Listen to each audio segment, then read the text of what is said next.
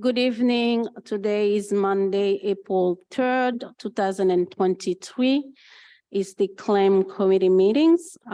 Please, Madam Clerk, take the roll. Councilwoman Jermaine, Present. Councilman Paplaskas, Present. Council Vice President Vargas, Councilman Ferry, Present. Councilman Donegan, Present. Councilman Campiano. Present. So I want to mention that Council President Marino and Council Vice President Vargas, they will be later for this meeting.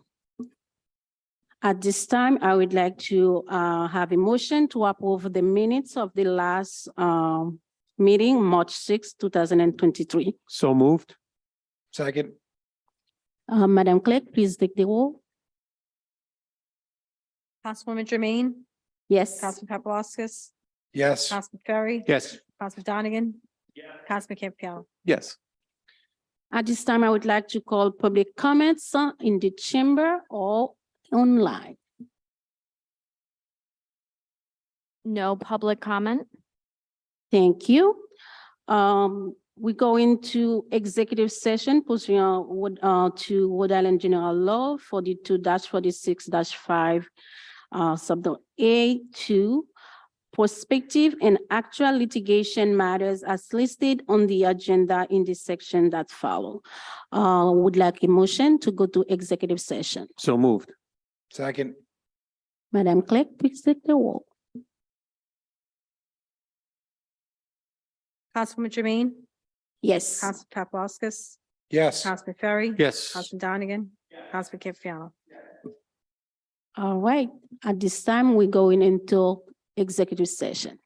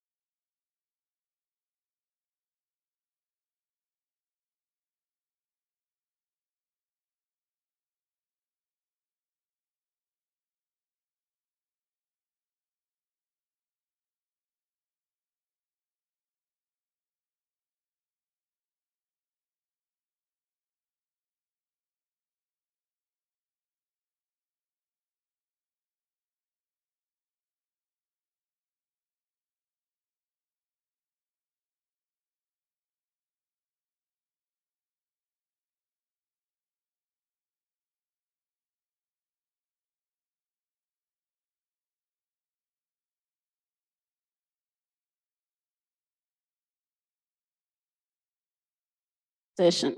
So moved. Second. And I have to mention, we vote were taken in the executive session, and I would like to make a motion to seal the minutes. So moved. Second. Any discussion? No? Please, Madam Clerk, take the roll.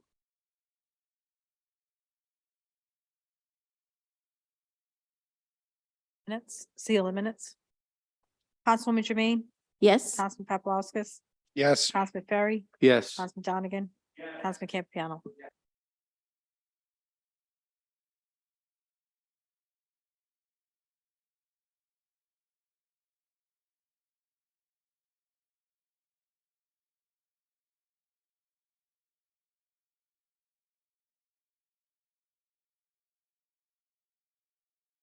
Okay. All right, so Madam Clerk, take the roll to come out of the executive session. Councilwoman Jermaine, Yes. Councilman Paplaskas, Yes. Councilman Ferry. Yes. Councilman Donegan, Councilman Campiano. Right, vote was taken on the executive session, so I would like to make a motion to seal the minutes. So moved. Second. Madam Clerk, please take the roll. Councilwoman Jermaine, Councilman Paplaskas, Councilman Ferry. Yes. Councilman Donegan, Councilman Campiano. This time I would like to have a motion to adjourn. Everybody is in favor, say hi. Aye. Oppose? All right, we adjourn.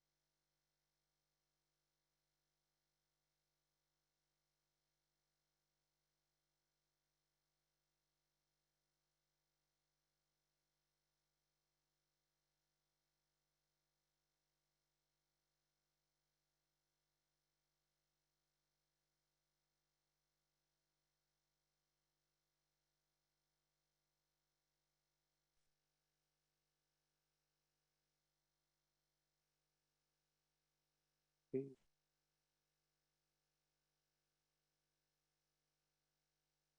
Good evening, everyone. Monday, April 3rd. I'd like to call the Safety Services and Licenses Committee meeting to order. Madam Clerk, please take a roll. Councilman Ferry, Present. Council Vice President Vargas, Present. Councilwoman Jermaine, Present. Councilman Donegan, Present. Councilman Campiano, Present.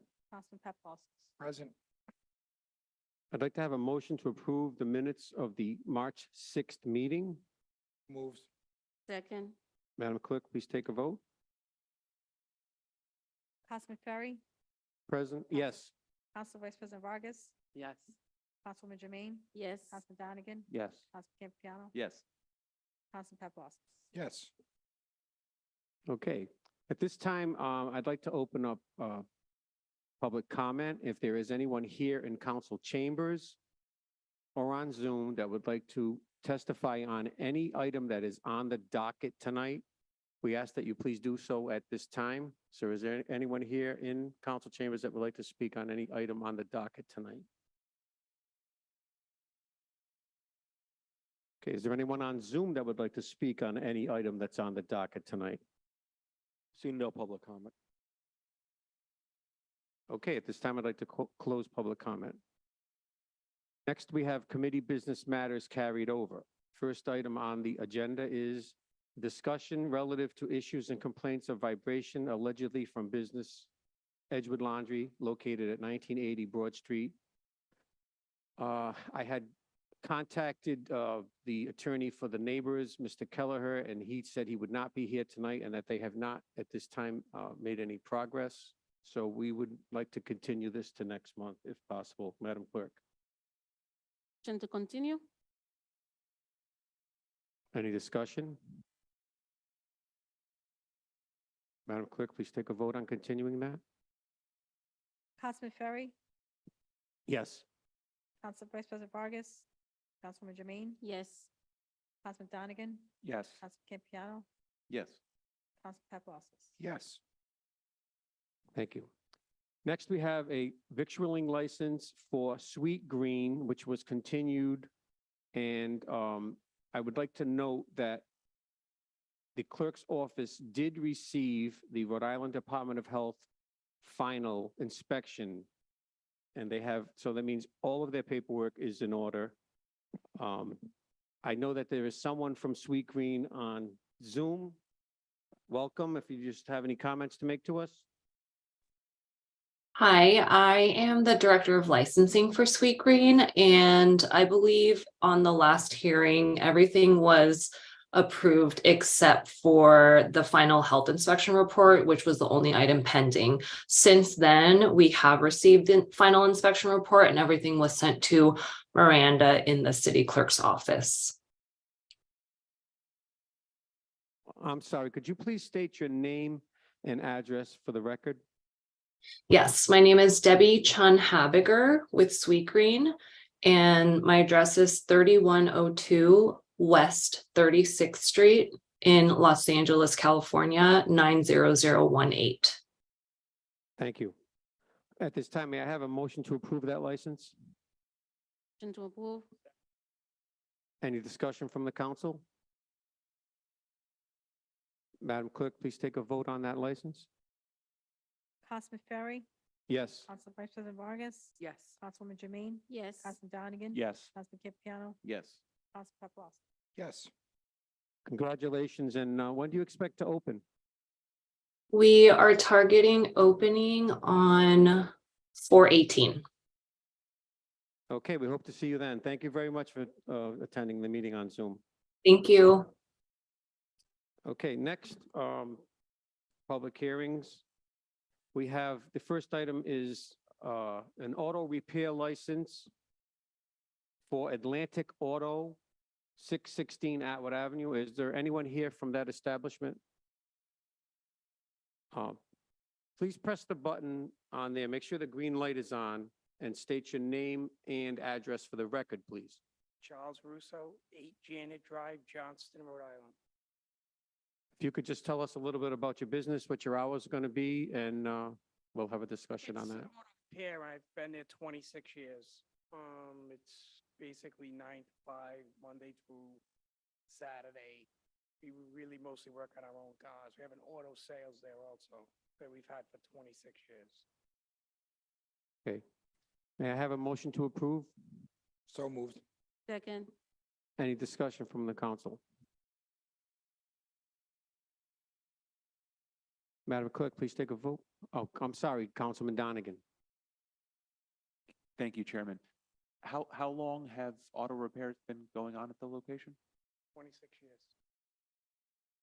And is this the first time obtaining the license, or? No, there was an issue, fire inspection.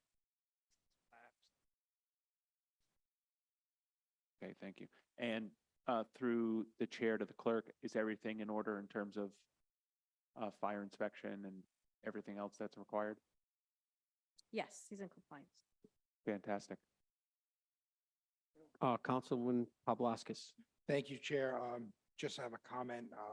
Obviously, I've been on the council for 9 years, and you've been in existence then, and I've never received any complaints from any of the neighbors or the neighboring businesses. It's pretty much all businesses there, so good job on Thank you. nobody Tried. calling me to complain about you, so thanks. Night. Sometimes no news is good news. Anyone else? Madam Clerk, please take a vote on that license. Councilman Ferry, Yes. Councilman Vice President Vargas, Councilwoman Jermaine, Yes. Councilman Donegan, Yes. Councilman Campiano, Yes. Councilman Paplaskas. Yes. Thank you very much. Good luck. Through the chair, the applicant Yes. also has a used car license renewal if you want to take that on. Oh, Well, I'm it's sorry. You have a renewal for your used car license on here tonight, too? Why?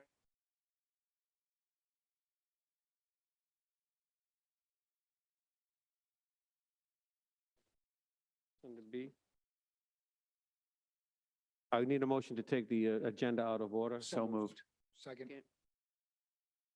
All those in favor? Aye, Aye. okay, we'll take that out of order. Used car license, new Atlantic Auto Center. Motion to It's not approve.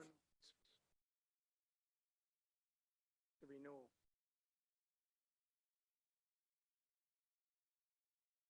I believe that's a Scrivener's error. It should say renewals, should be under the renewals. Okay, let's had an record that as a Scribner's error, and it should say renewal. So it would be under the block. Actually, under section B, it's listed as new, but it should be renewal. And would it still stay where it is if it said renewal?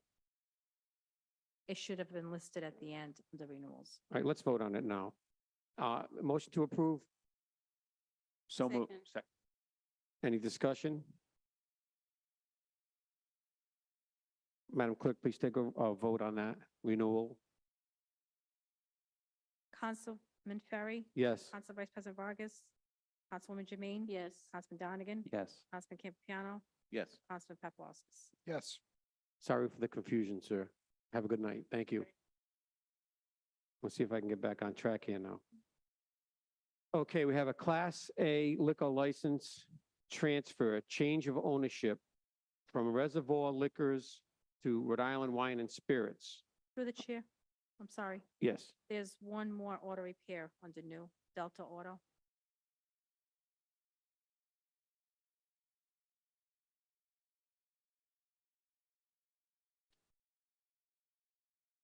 Okay. Doesn't look like it's separate. Okay. Is there anyone here from Delta Auto Body? Sorry about that. Have to, is the microphone on? Still on? Yes. Joseph Lamb, Name and address for the record, please. 75 Pecasset Street, Johnston. Lammy, L-A-M-Y. You're welcome. If you could just tell us a little bit about your business Yeah. and your hours and, Okay, sure. So Delta Auto Body is an auto body that has been in existence since 1977 with the primary location in Providence. We are making a second location on Park Ave at the old Ideal Auto Body. After they lost their license, we're taking over that facility, in the process of buying the building. And so this is an application to have our second location here in Cranston. okay. May I have a motion to approve this license? So moved. Second. Any discussion from the council? Councilman Paplaskas. Thank you, Chair. Just like I did with the last auto body, Ideal has been there. I've received no complaints from the neighbors. There's no houses that abut it, so I'll be voting in favor of this tonight. Any other discussion from the council? Madam Clerk, please take a vote on that license. Councilman Ferry, Yes. Council Vice President Vargas, Yes. Councilwoman Jermaine, Yes. Councilman Donegan, Yes. Councilman Campiano. Yes. Councilman Paplaskas. Yes. Good Thank you, luck. Council. Thank you very much. Congratulations. Always be a good neighbor. Okay, now we have Class A liquor license transfer from Reservoir Liquors to Rhode Island Wine and Spirit. I'd like to make a note that there were two items on the agenda on their license that had not been cleared. The first one, the clearance on tangible taxes, that item has been cleared with the clerk's office. And the second item, I'd like to mention this before you talk. The state requires the applicants to advertise twice when they're looking for a certificate of good standing. And because of one day, the state required them to advertise this a second time. They've only had like one day, and therefore the license could not be, the state could have not renewed it today, but they could get it tomorrow, and then they would have to wait another month to get their license. So I'm recommending tonight that we approve this license and let the clerk issue the license only if the certificate of good standing with the state comes in, but not to issue the license until then. So, and now at this time, would you guys please explain to us a little bit about your business? Name and address for the record. All right, so, yeah. Okay, sorry. My name is Priscilla Rhea, and I live at 21 Lantern Hill Drive, Cranston, Rhode Island, 029. Rhea, R-E-A-Y. I'm Matthew Rhea, R-E-A-Y, and live at 21 Lantern Hill Drive, Cranston, Rhode Island. And you are buying the business? Yeah, Okay, all right. Could you tell us a little bit about the hours in the business? we're gonna keep everything the same. We're just gonna have better pricing. Okay, good advertisement. Yeah, same, at 9 a.m. to 10 p.m. Sundays will be 10 to 6, and we'll still operate the same way it's been operating. And as of today at 2 o'clock, when I talked to Miranda, the certificate of good standing had not been received by you yet, correct? So that would be the seller's certificate of good standing is what they were waiting for, but that is correct. And, Miranda said that she was expecting that in relatively short order. At this time, I'd like to ask Clerk Tracy to please explain what I was telling about the advertisement for the good standing. So as Chairman Ferry indicated, the certificate of good standing cannot be issued by the state until the license has been advertised for 2 consecutive advertisements. So with the Cranston Herald running once a week on Thursdays, the second run of this ad was on Thursday, March 30th. So the first day that the certificate of good standing could have even possibly been issued would have been on Friday. But the state is usually not that prompt. As of today, it hasn't been issued yet, but that's not unusual. It takes a little bit longer usually for the state to get that paperwork prepared and sent out.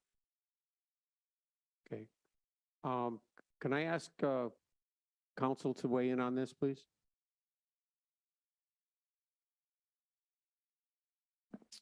Yes, so basically what we're describing here is a liquor license that is granted, not issued, until certain criteria have been satisfied. And that is a rule that the DBR has enacted.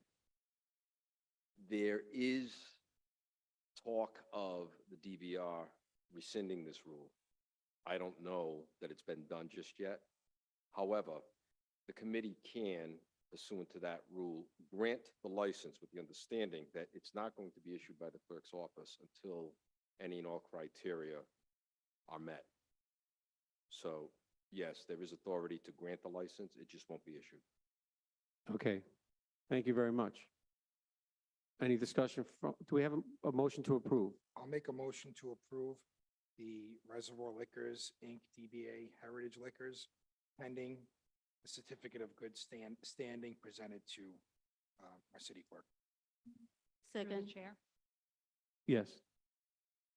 I do believe the liquor license is for Rhode Island Wine and Spirits. Is the new applicant.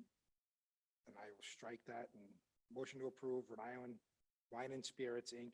for the transfer, pending the certificate of good standing.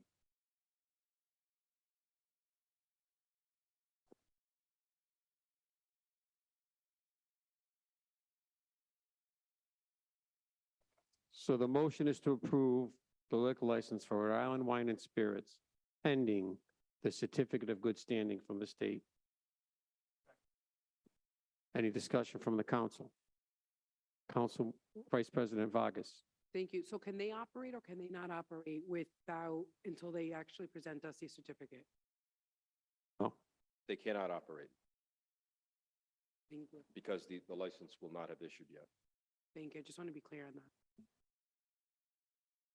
okay. Any other discussion, council? Madam Clerk, please take a vote on that license pending the certificate of good standing. Councilman Ferry, Yes. Council Vice President Vargas, Councilwoman Jermaine, yes. Councilman Donegan, Yes. Councilman Campiano, Yes. Councilman Pop. Yes. Congratulations. Well, you have one other item on here tonight, so don't leave yet, all right?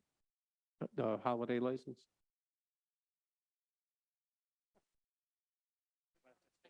Before we sink down.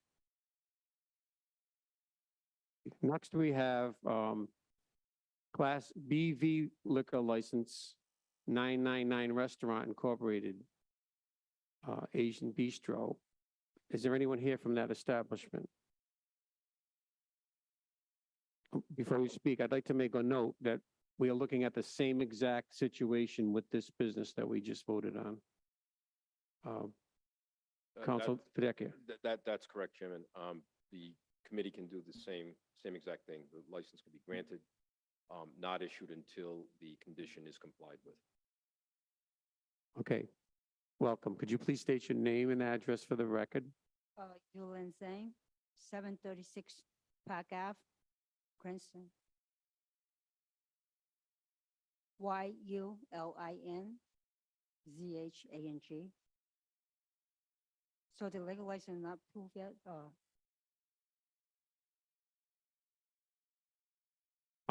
The certificate of good standing has not been received at this point in time.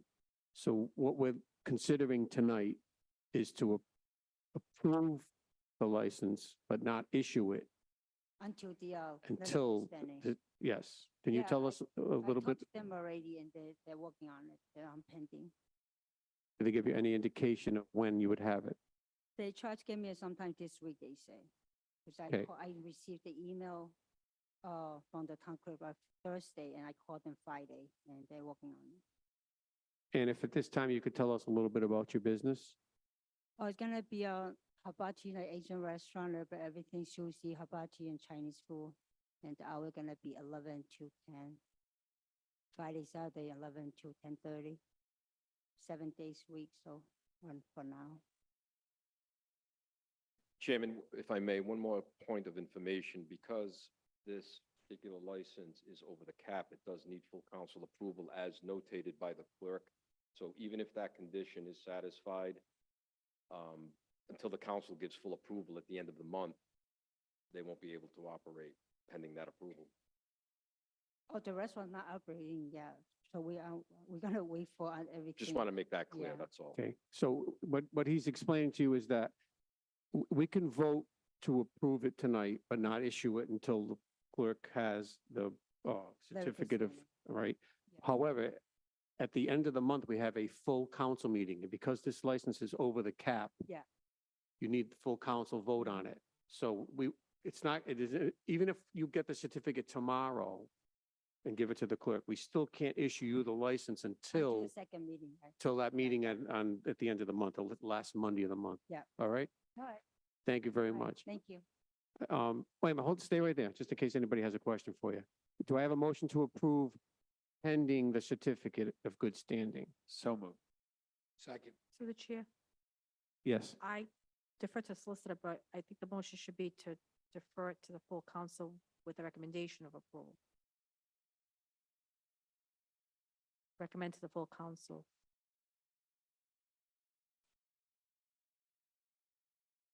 I mean, I think it's semantics. I mean, if the council, I mean, I'm sorry, if the committee approves this now, it needs council approval. If the council doesn't approve it, it doesn't take effect anyway. The recommendation, I think, is kind of superfluous. It's irrelevant. It makes it out of committee. It goes in front of the council. If they approve it, they approve it. If they don't approve it, they don't approve it. I don't think it really needs to take the form of a recommendation. It's either approved now or denied. I mean, theoretically, if it were denied now, it would never make it to the council anyway. So I respectfully, I don't think that that's necessary in my opinion. So you think we should vote on it now? I think you should just, you vote to approve if that's what you'd like to do, subject to obviously the condition of the certificate of good standing. It's then taken up by the council because until the council, and unless the council approves it, it doesn't take effect in any event. So whether we call it a recommendation, I prefer that you vote on it. It's approved, it makes it out of committee as being approved, and then the council votes. Okay, may I have a motion to approve pending the certificate? We already have a motion and a second. Any discussion from the council? Madam Clerk, please take a vote on that license pending the certificate of good standing. Councilman Ferry, Yes. Council Vice President Vargas, Councilwoman Jermaine, Yes. Councilman Donegan. Yes. Councilman Campiano, Yes. Councilman Paplaskas. Yes. Okay, so we'll probably see you at the end of the month at the other meeting. Thank Thank you. Okay, next we have new matters before the committee. Holiday sales license, KEEF Smoke Shop. Is there anyone here to speak? Oh, wait a minute, hold on. Eden is first, I'm sorry. Eden LLC is first. Is there anyone here from that establishment? Stephanie Hawkins, 10 Adelaide Ave, floor 2, Warwick, Rhode Island, 02886. We are a 50/50 partnership LLC, so I'm Cecilia Ithurberu, ITHURBURU,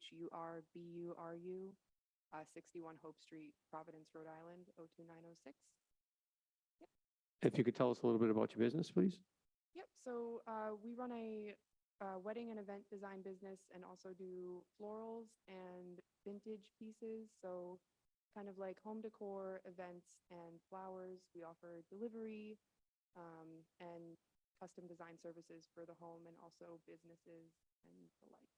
We also exclusively work with dry flowers, so they pretty much serve as a super product. We're modern florists. Yes. And your general hours of operation? So we will be open Tuesday through Sunday, 10 to 6, pending how that goes. We might adjust it to close a little earlier, maybe later on Fridays and Saturdays. Later would be maybe 7, earlier 5. Okay, may I have a motion to approve this license? So moved. Second. Second. Any discussion from the council? Council Vice President Vargas. Thank you, Chairman.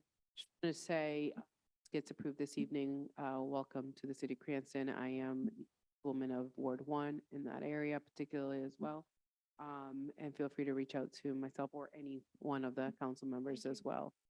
All Thank right. you. We're very excited. On the Warwick side of the village, but we're local. All right. Nice to hear. Thank you. Thank you very much. Okay, Madam Clerk, please take a vote on that license. Councilman Ferry, Yes. Council Vice President Vargas, Councilwoman Jermaine, Yes. Councilman Donegan, Yes. Councilman Campiano, Yes. Councilman Paplaskas. Yes. Congratulations and good luck. Thank you. Come by flowers. I'm sorry, now we have Keefe Smoke Shop. If anyone's here from that establishment, please step forward, state your name and address for the record. Tell us a little bit about your business, please. My name is Rashida, Rachida, last name Piara, Khiara. And this is it's a smoke shop, which is I sell only tobacco products like cigarettes, loose tobacco bags, hookahs and hookah tobacco, like flavored tobacco, and other merchandises like ashtrays and torches and lighters. And it's open only to 21 and over. And also the hours will be 9 a.m. to 10 p.m., except the weekends will be 9 a.m. to 11 p.m. Okay, do I have a motion to approve? Motion to approve? Second. Any discussion or questions from the council for the applicant? Councilman Donegan. Thank you, Chairman. Good evening, how are you? The only thing is, last month, there was an establishment who sells alcohol that's a couple doors down. And they were here due to some issues with selling to underage. I know that was alcohol, but just please be mindful of, making sure that everyone that is in the store and purchasing any, tobacco products that is required to be over 21, please just be careful that we're abiding by that. So according to the FDA, we are required to put the signs at the door, windows, and counter, 21 and over. And also, I bought a system that any products with tobacco, it will ask for an ID and it will scan it. The transaction will not go through unless it's a license scan. Anyone who looks from like 20 to maybe 50 years old, we're gonna ask for the ID. So to prove it, we do it on all it's gonna be scanned with the date of birth. The scanner will tell me even if it's expired. So this is a new option on cash register. So I'll make sure I will not sell to underage. I do have 15 years old, and myself, I don't smoke, but I just do it. Best of luck and great to see you opening a business here. Thank you. Anyone else have any questions or comments? Madam Clerk, please take a vote on that license. Councilman Ferry, Yes. Council Vice President Vargas, Yes. Councilwoman Jermaine, Yes. Councilman Donegan. Yes. Councilman Campiano, Yes. Councilman Paplas. Yes. Good luck to you. Thank you. Thank you. Next, we have a, wait a minute. But wine and spirits. I'm confused. Holiday, okay. Please step forward.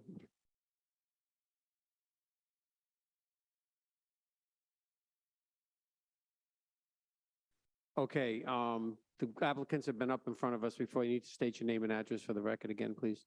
Priscilla Rhea, 21 Lantern Hill Drive, Cranston, Rhode Island, 02921. Okay, may I have a motion to approve this? So moved. Second. Any discussion from the council or questions for the applicant? None? Madam Clerk, please take a vote on this. Councilman Ferry, Yes. Council Vice President Vargas, Councilwoman Jermaine, Yes. Councilman Donegan. Yes. Councilman Campiano, Yes. Councilman Paplas. Yes. Congratulations. You have permission to leave now. Okay, next we have a massage therapist license, Tree of Life Massage Therapy. Applicant, please step forward. State your name and address for the record and tell us a little bit about your business, please. My name is Jessica Boudreau. I live at 171 Madison Road in Hope, Rhode Island. Yes. Do you want me to, BEA? You're welcome. I am a massage therapist and also holistic healer. I do everything by appointment, usually not past 8 o'clock because I'm tired. Other than that, I currently practice in Warwick. I'm also a certified occupational therapy assistant, so a lot of the clients I deal with are clients who need rehab in the sense of, surgeries or trauma. Dealing with trauma, I don't know how to explain it. Yeah, that's it. That's about it. Okay, may I have a motion to approve? Second. Any discussion or questions for the applicant from the council? None? Madam Clerk, please take a vote on this license. Councilman Ferry, Yes? Council Vice President Vargas, Councilwoman Jermaine, Yes. Councilman Donegan, Yes. Councilman Campiano, Yes. Councilman Paplaskas. Yes. Congratulations, welcome to Cranston. Thank you. Do I get something? I don't know what to do next. I would direct that question to the clerk. Will she get something in the mail or notification? Yeah, you can contact Miranda in the morning. Oh, okay, thank you. Have a great night. Okay. Thank you.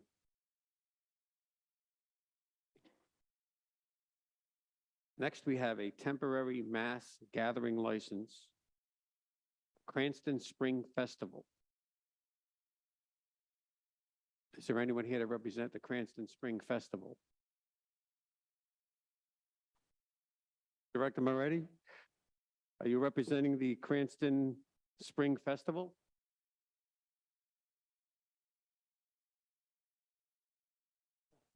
Could you please tell us a little bit about the Cranston Spring Festival, What would please? you like to know about the Cranston?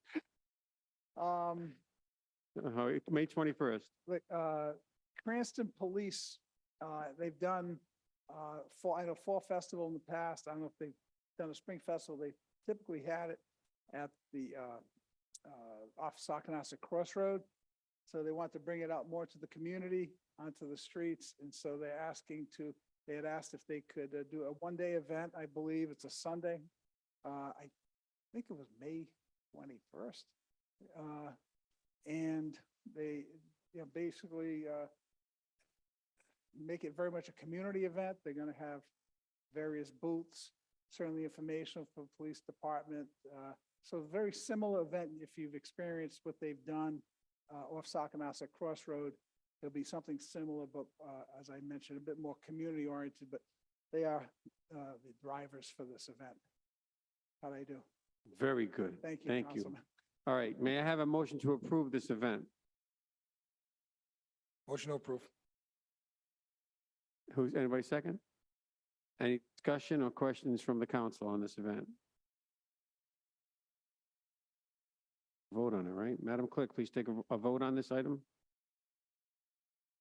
Councilman Ferry, Yes. Council Vice President Vargas, Councilwoman Jermaine, Yes. Councilman Donegan, Councilman Campiano, Councilman Paplaskas. Yes. Congratulations to the city of Cranston. Okay, next I'd like to note that we have a Scribner's error. It says Gilmore Academy LLC, and it's really Grimoire Academy, spelled Grimoire.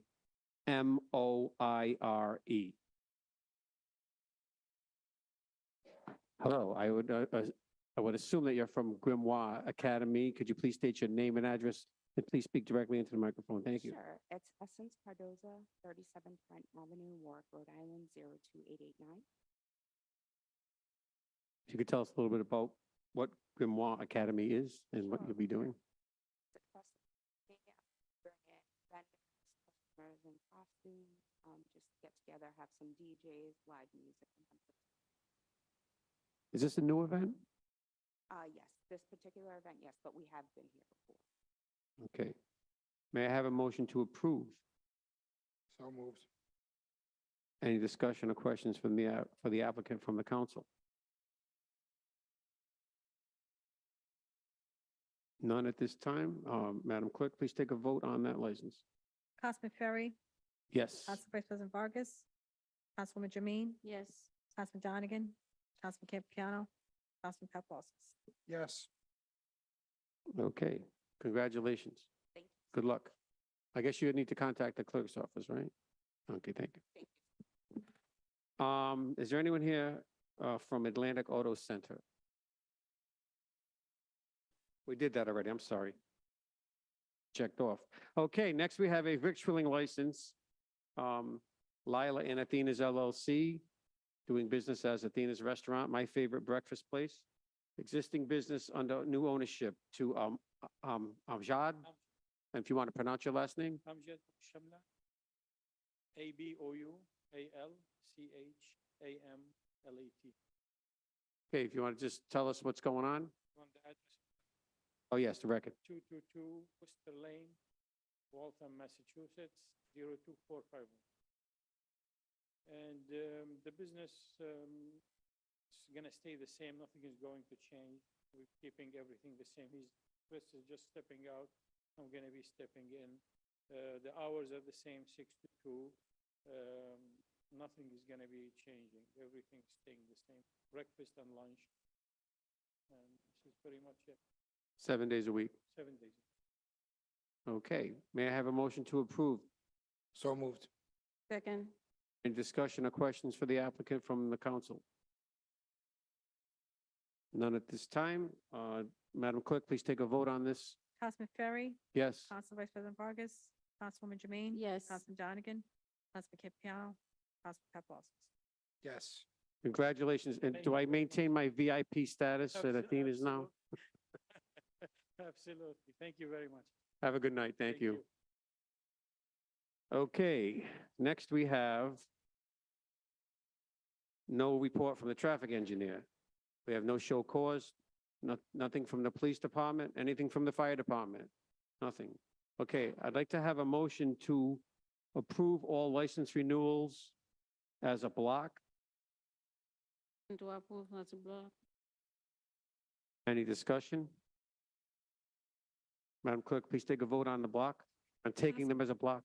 Councilman Ferry, Yes. Council Vice President Vargas, Councilwoman Jermaine, Yes. Councilman Donegan, Councilman Campiano, Councilman Paplaskas. Yes.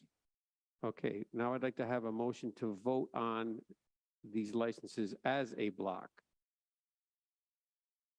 To approve these licenses as a block. Motion to approve the block. Any discussion? Madam Clerk, please take a vote. Councilman Ferry, Yes. Council Vice President Vargas, Councilwoman Jermaine, Yes. Councilman Donegan, Councilman Campiano, Councilman Paplaskas. Yes. Okay, next we have monthly schedules. I need a vote on to enter these lists into the event, into the record. I need a vote to enter these lists into the record. Any discussion? Madam Clerk, please take a vote to enter these lists, this list into record. Ferry, Yes. Council Vice President Vargas, Councilwoman Jermaine, Yes. Councilman Donegan, Yes. Councilman Campiano, Councilman Paplaskas. Yes. Please note that we have licenses that are issued administratively, mobile food establishments, K's Ice Cream, Max Screaming, The Hot Potato, The Moo Mobile, all renewals. We do not vote on those. We have one council communication item. Councilman Donegan, you got the floor. Thank you, Chairman. Just quickly, earlier in the winter, there was, well, now we're in the spring. Earlier in the year, during the winter, there was that one weekend where there was severe cold. And I know that the mayor's office and team, as well as in coordination with the fire department, worked really hard to make sure that there was a warming center open 24/7, I think, at the senior center. And I guess the question I have is going forward in preparation for next year, should the city have any sort of, permanent plan for when it hits X degrees, whatever that might be, there will be a warming center open. That way people can prepare for that and can be better informed and it not be kind of, instance by instance where people might be left wondering whether or not something's going to be open. If they know something will definitely be in place, people might be more inclined to use it or. So I'm just wondering if there's something we could maybe do for next year to. Are we that directing this discussed. question to the administration? Sure.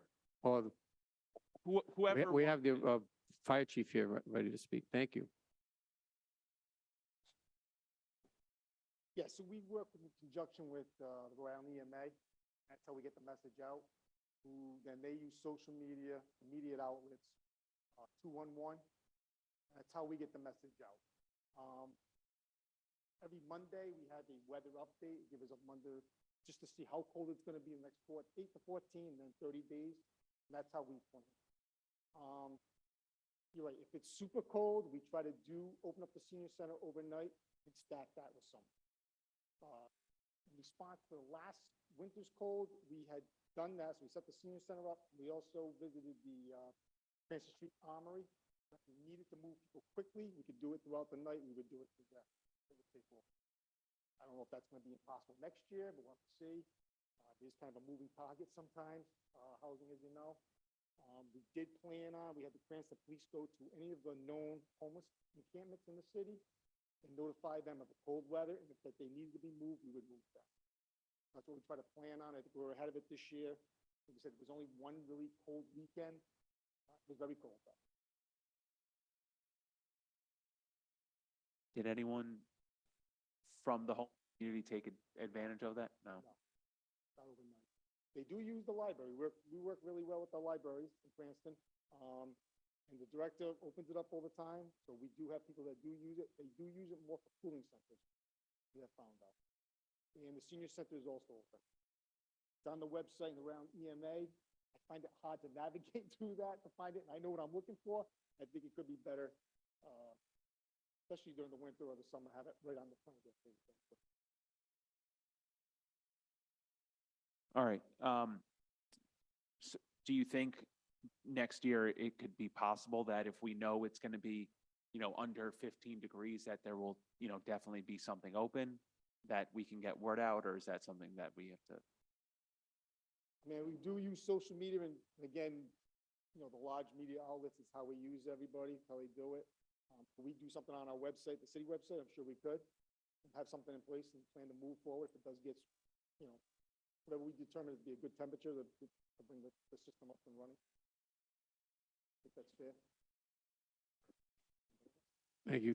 Just to make a note, Director Moretti, once you did notify us, I think everybody here pretty much shared it, and that post got shared like hundreds of times throughout the city. So the faster we know, the better it'll be for even us to put it to our social media.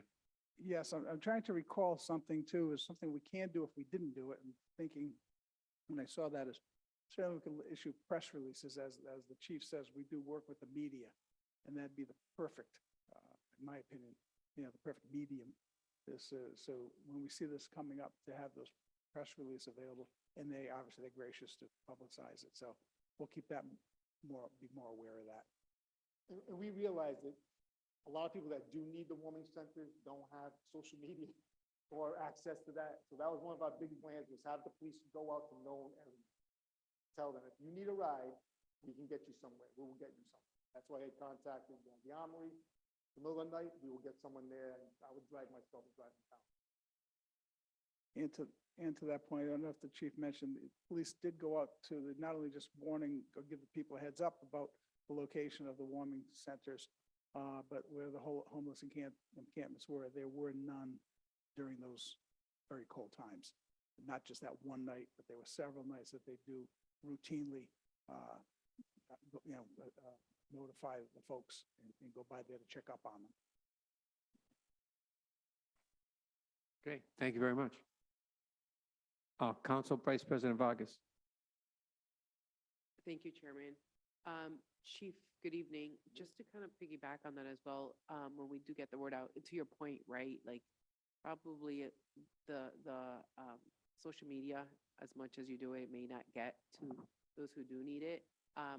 But do we also disseminate any of the information, at least to the churches? Do we have like a list that perhaps they might be able to share within, like, or at least know? Just, it might be, I think there are a couple of other cities who do that.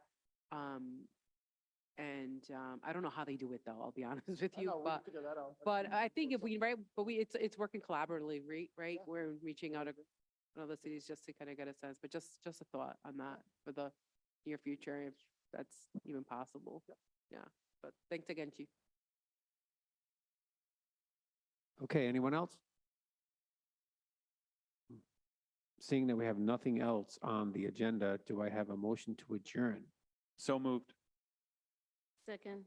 All those in favor say aye. Aye. We are adjourned. There is another meeting scheduled for 7 o'clock. Finance Committee.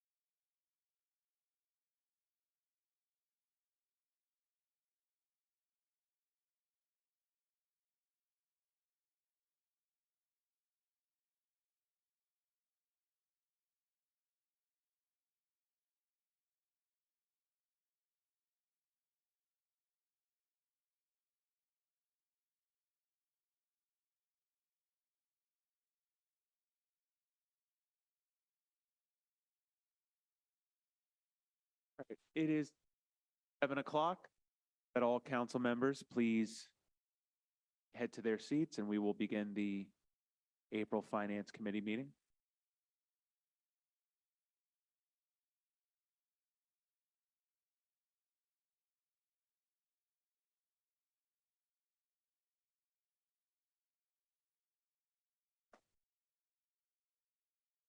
Good evening, everyone. At this time, I'd like to call to order the April Finance Committee meeting. Clerk, if you could, please take a roll of the attendance. Councilman Donegan, Present. Council Vice President Vargas, Councilman Ferry, Present. Councilwoman Jermaine, Present. Councilman Campiano, Present. Councilman Paplaskas, Here. Council President Marino. Present. Thank you, Clerk. Earlier this week, the minutes of the March 6, 2023 meeting were distributed to the members of the committee. At this time, I will entertain a motion to approve the minutes of the last. So moved. Second. Any discussion? Seeing none, Clerk, please take the roll. Councilman Donegan, Yes. Council Vice President Vargas, Councilman Ferry, Yes. Councilman Jermaine, Yes. Councilman Campiano, Yes. Councilman Paplaskas, Yes. Council President Marino. Committee business matters carried over for this evening. There were two that were under my communications from the previous meeting. The first was the exploration of a liability policy for the city. If I recall correctly, I believe the administration was looking into that. Is there any update on this matter at this time?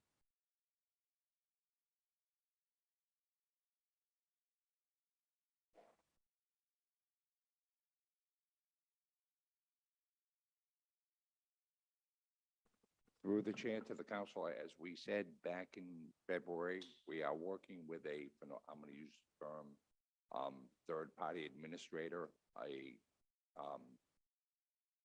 company that does this or an entity. We are still working through that issue, getting them the information they need so they can provide a quote for us to review.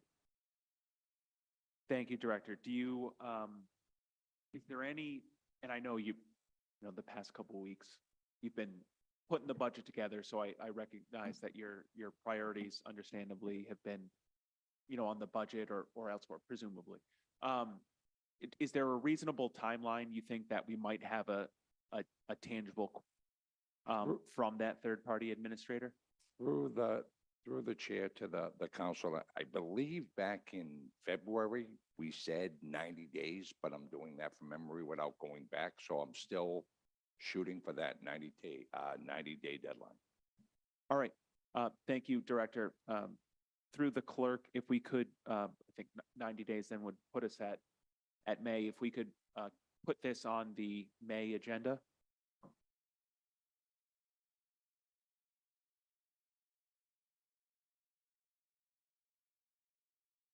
And then also under communications from last month, I'm sorry, before we move on, did anyone else on the committee have any comments regarding that matter? Okay. There was also a discussion of the legal vendor report. I do want to recognize that directors he did send something electronically earlier this evening. I have not had a chance to review that. So I would just ask if at this time, if we could move this over to the next month's meeting for Motion review. to continue. Second. Do we need I don't believe we need a vote on this just because it's under communications. But I appreciate the motion in the second.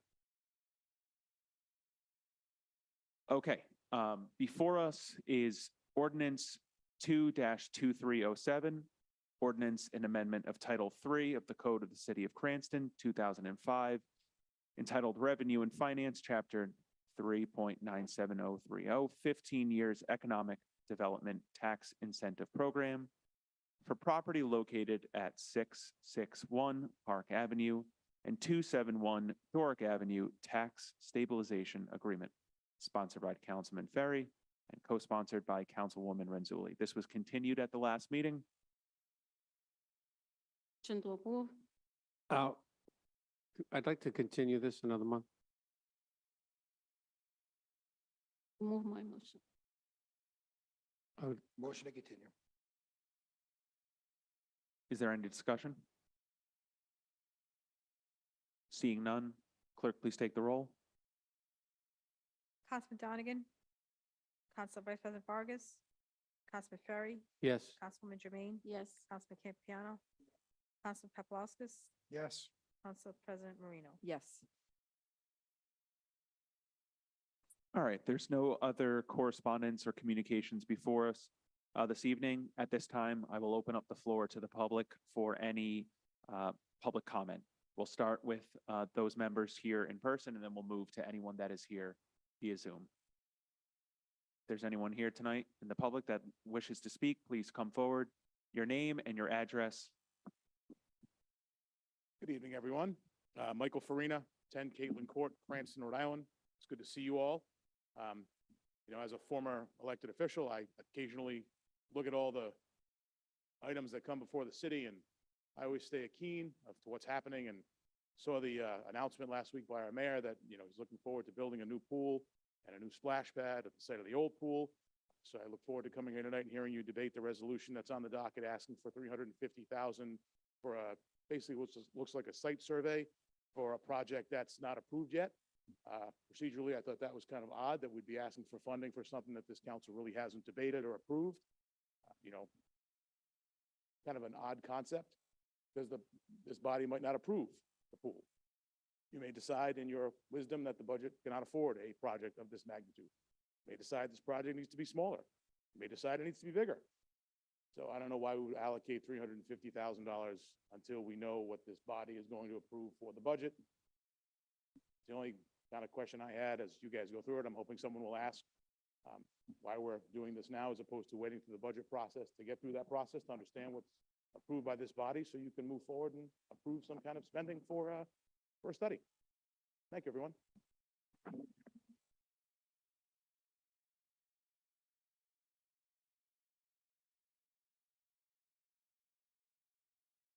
David Baldwin, 67 Ford.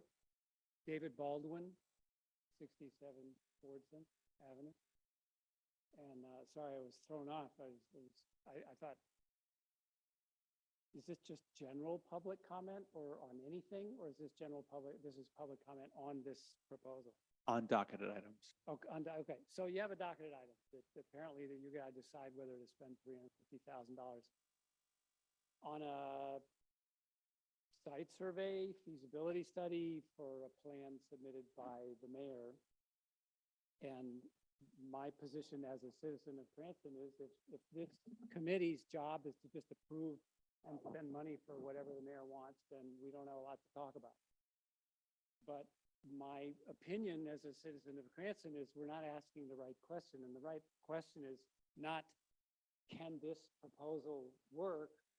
Or how much will this proposal cost, but what's the right proposal?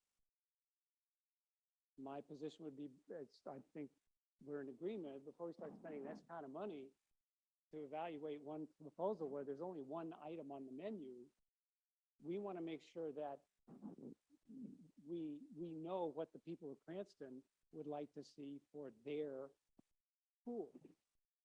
This is not the mayor's pool, this is the city of Cranston's pool.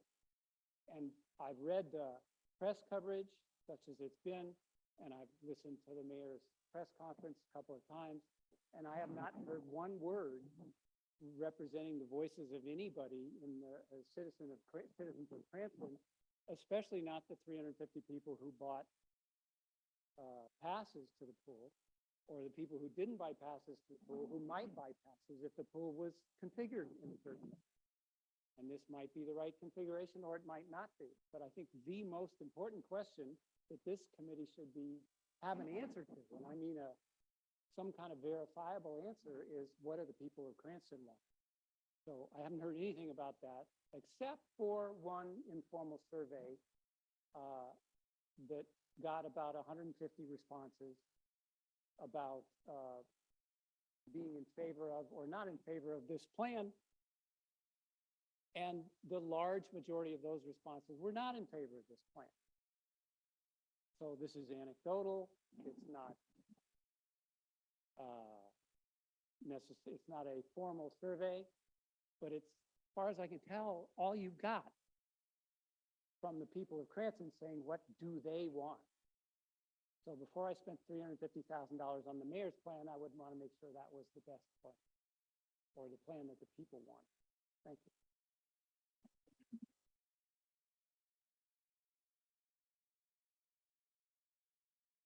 Thank you. Seeing no other members of the public this evening in person that wish to speak. Tom, is there anyone online that wishes to speak? I see no public comment on Zoom. Thank you. At this time, I'll close public comment, and I do apologize. We should recognize former Council President Michael Farina, who is here this evening. Thank you for your years of service, and thank you for being here this evening.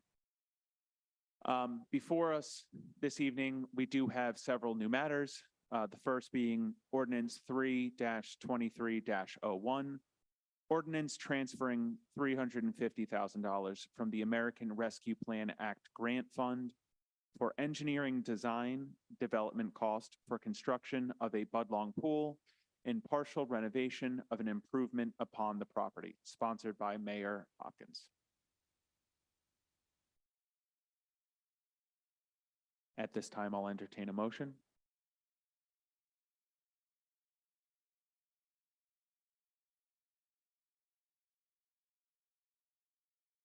Motion to approve.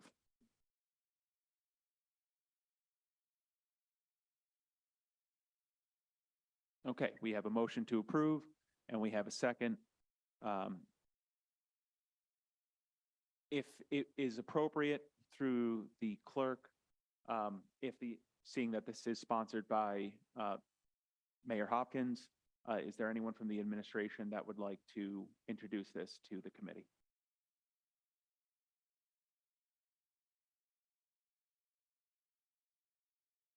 Sure.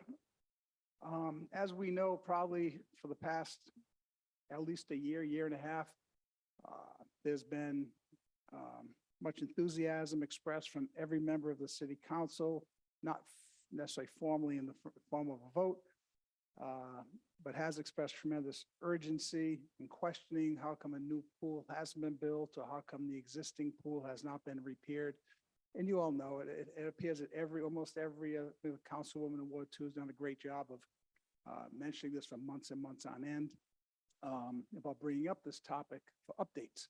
So I don't think anyone here should be very surprised that the mayor put forward this resolution because of that urgency that the council has, I'll say informally expressed, as we know at all the meetings. So with that, it was determined, as you all know, that structurally the pool is obsolete. The bathhouse doesn't work with all the requirements. ADA is definitely not ADA accessible. Obviously, right there, we'll just shut down the facility basically until one is renovated. With that, along with deficiencies within the structural deficiencies within the pool, it was determined that this pool, the size of it, et cetera, was not practically salvageable, if you will. With that, and after those discussions, as you know, well communicated that the mayor had, with the urging of the council, gone out in with Mr. Mark Sakosha from Sakosha Architects to develop an artist rendering of the pool. That information I know was shared with everyone, that the pool could have been, that a pool facility pertaining of a renovated bathhouse, a pool, potential for a splash pad, and other facility, other amenities was shown. I know Councilwoman Germain was in the mayor's office once those the renderings were done. I know she was very supportive of it, telling the mayor it was perfect, it was wonderful. And so with that assumption, the mayor went forward and introduced those renderings to this council with that support and enthusiasm. They were shared. We received the feedback from the council thinking to do the whole thing is too much to take on. the mayor heard you, and then has gone back and proposed via this ordinance to scale it back as you requested to a minimal facility, which would basically get the necessities of scale of renovating the bathhouse and installing a pool, rebuilding a pool about a third the current size, leaving future phases of development as a potential down the road if, should that be the case. So in the interest of time, I believe the mayor heard an urgency to have the pool open for next year. And speaking with Mr. Bernardo, thinking how undependable construction is nowadays in terms of securing contractors and supply, it's the most prudent thing to do is to initiate the process to lead to the construction of the pool. And that being we could have done two things.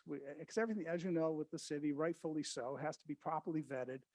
And we could have just spent more money, another X amount of dollars, thousands of dollars, to basically show the renderings the way you have it, except just you can simply envision the way those drawings were, just replace it, had a splash pad, then a pool, just put the pool first and stop there.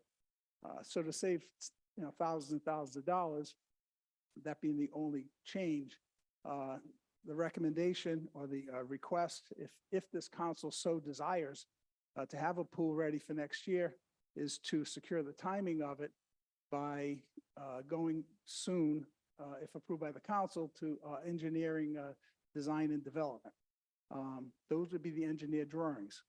And with that doesn't mean you're building the pool off those designs. But in terms of, trying to have a pool open for next summer, share those with the council members. If you agree with that design, that can be tweaked. But if you fundamentally feel that you want to go with the pool house and a pool about a third of the size, as scaled back as far as can be, that would be the plan, is to get going with the engineering work to be able to have, you'll still have another bite at the apple before those designs, those engineering work is finalized. So in the interest that he heard the message, he heard the support for the pool, but also heard people saying they don't want the pool to be that size, scaled it back, thinking he's going along with the wishes of the council and the feedback received in the mayor's office from the public. So we're presenting the opportunity tonight, if you wish to proceed with the pool by going to engineered drawings, if you will. But if we, I'll say, if the more we wait, the more you run the risk of supply and availability of contractors. So it's up and running next summer. So we offer that to you, and thinking suggest that's the best route to go if the city council wishes to do that. That's it in a nutshell. Thank you, Director. Are there any members of the committee that have any questions, or Councilwoman Truman? And then Council Vice President Vargas, I did see you raise your hand as well. Thank you, Chairman. So, as you all know, that I have been advocating for Budlong Pool for quite a while. But this ordinance requires really your full attention. I want to mention that I am not in favor of using $350,000 from RPA money, and I will explain why. I firmly believe that every member of this committee should be against it as well. So let's recap. The administration has presented a feasibility study to the council on April 2022. This April makes 1 year. This study offered 3 options to consider. So bear with me. Although I didn't trust the study at first, still not, because there are a lot of discrepancies. But if the mayor trusts a company, so I give the mayor the benefit of the doubt through this feasibility study. So proposal, option 1. So for those who didn't take time to read it, to understand what was proposed in this study, feasibility study that was conducted in April, that was submitted in April, right, 2022. The first proposal, option 1, the first proposal for the property is to maintain as much as possible as is,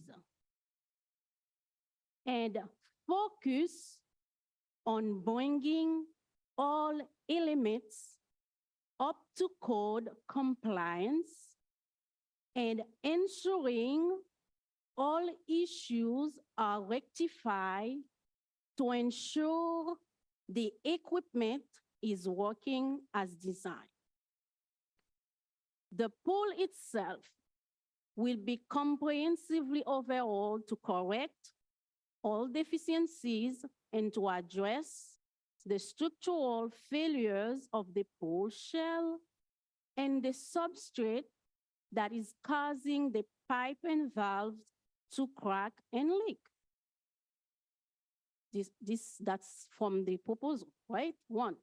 This will require the removal of the liner, excavation and removal of the unsuitable soils, installing new substrate materials, and reinstallation of the new pool basin with new drains, and the completion of the interior pool finish liner.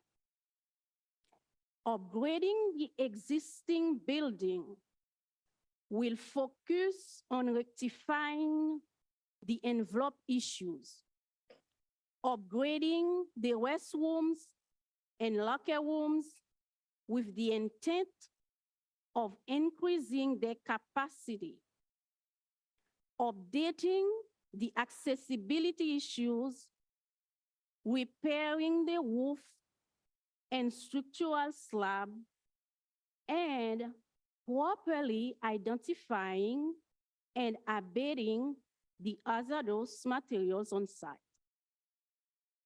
This proposed approach preserves as much of the existing functions as is and does not focus on upgrading or changing the overall site programming.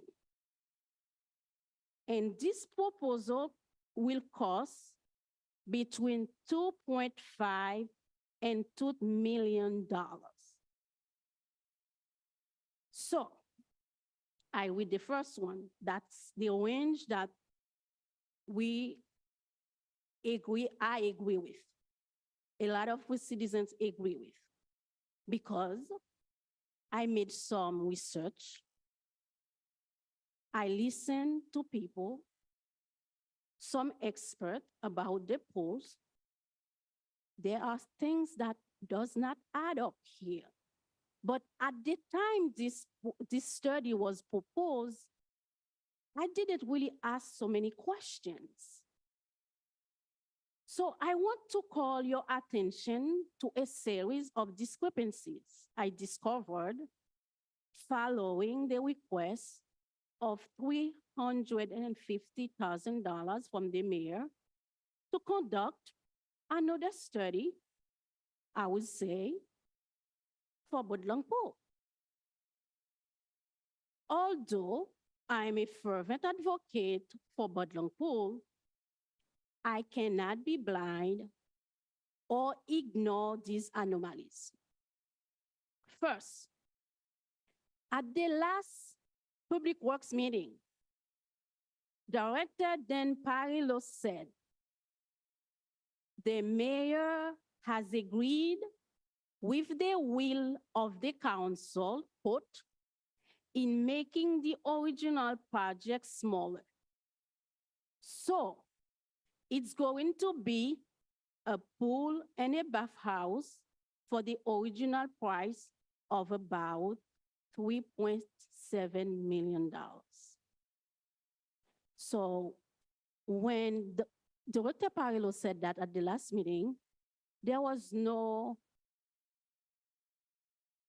phase 1, phase 2, phase 5. There was no request we're going to do another study, because if we stay in this range, we keep the pool the way it is. We just change what we have to do. We don't need to construct. It wasn't to construct a new pool. That wasn't that. So now, I really didn't trust the study at the time, but I would like to know why the mayor can't make use of this study, this one, that all of us have before. And we pay with the taxpayer money. Why we can, because those explanations, so if you put this to bid, you don't need to redesign within, you don't need to waste money to redesign. If you take this one, that's a pool and a bathhouse. So if we want to move forward with option 1, we don't need to spend $350,000. After many reflections and reviews of the feasibility study, I see a need to hear now from certain people we have not heard from them. This study, so now I would like to know if the mayor cannot use this study, there's something that doesn't work. Is this study not worth it? Is it a waste of money? Because if you do study, you have to use it. Now, my proposition is we call before the council. I hope they will agree to come in front of us, because the truth needs to come out here. The person who produced this report, the feasibility report, it says Federal Hill Group Architects. So we would like to have someone from this who write this report, because I believe the pool has a director. There has someone that took care of it for a long time. So I would like to know in this report if the first Federal Hill interviews, or what kind of measurement, what expert that decide everything they said, because if this is valid or not valid. So that's my question. Is this study valid or not valid? Why? And from there, we can have another discussion. Second, we need to have the inspector of public building in Cranston inspector of public buildings to come before the council. Because things we don't know is the bathhouse has to be under the inspector to keep up to code.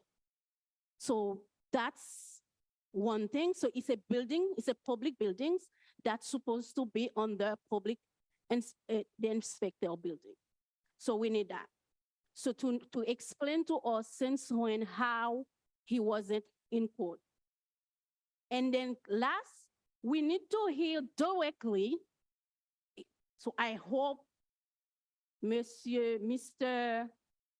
The person who was the director of Park of Recreation, I think his name is Tony Liberato. So I would like to hear from him. Because for what is going on here, I feel like we do not have the true nature of the Budlong Code. We are going around 1 year around, and now we are talking about designing. And I have to mention, I went to the pool again because I visited the pool. I looked at the pool and the same level of water, and I heard it's leak. So I want to know, is that true or not? Because from 1 year, last year, when I went to Budlong Pool, I saw the same level of water still there. But we need to know when the study was done, it was groundwater, because I need to know it was closed. The pool was closed in 2019. It didn't open in 2020. So I want to know from the person who running it in 2019, how it's leaked, because if it was closed 2019, he hasn't been filled since then. How you can say it's leaked or not leaked? I want to know. I'm not an expert, but we want an expert to say that. Because now I'm questioning, that's why I'm questioning now this study. We pay with our tax money. Something is just look not right here. So paying again for a study, for a pool that can be fixed, because listen, everybody buy old house. When you buy a whole house, what do? You renovate. You will do your bathroom, you make it beautiful. I think we can take this $350,000 to renovate bathhouse, he can do it. So that's my position here. And one thing to add is we have a population that is growing, plus more than 82,000 people. Why we need a smaller pool when we have less people? Why?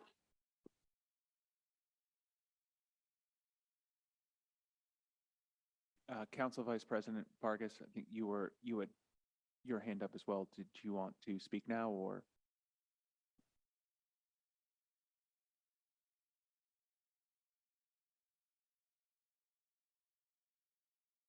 So first and foremost, I guess Council Member Jermaine had a few questions on there that I was wondering whether the administration would be able to respond to that, because that might answer some of the questions that are very similar to what I have.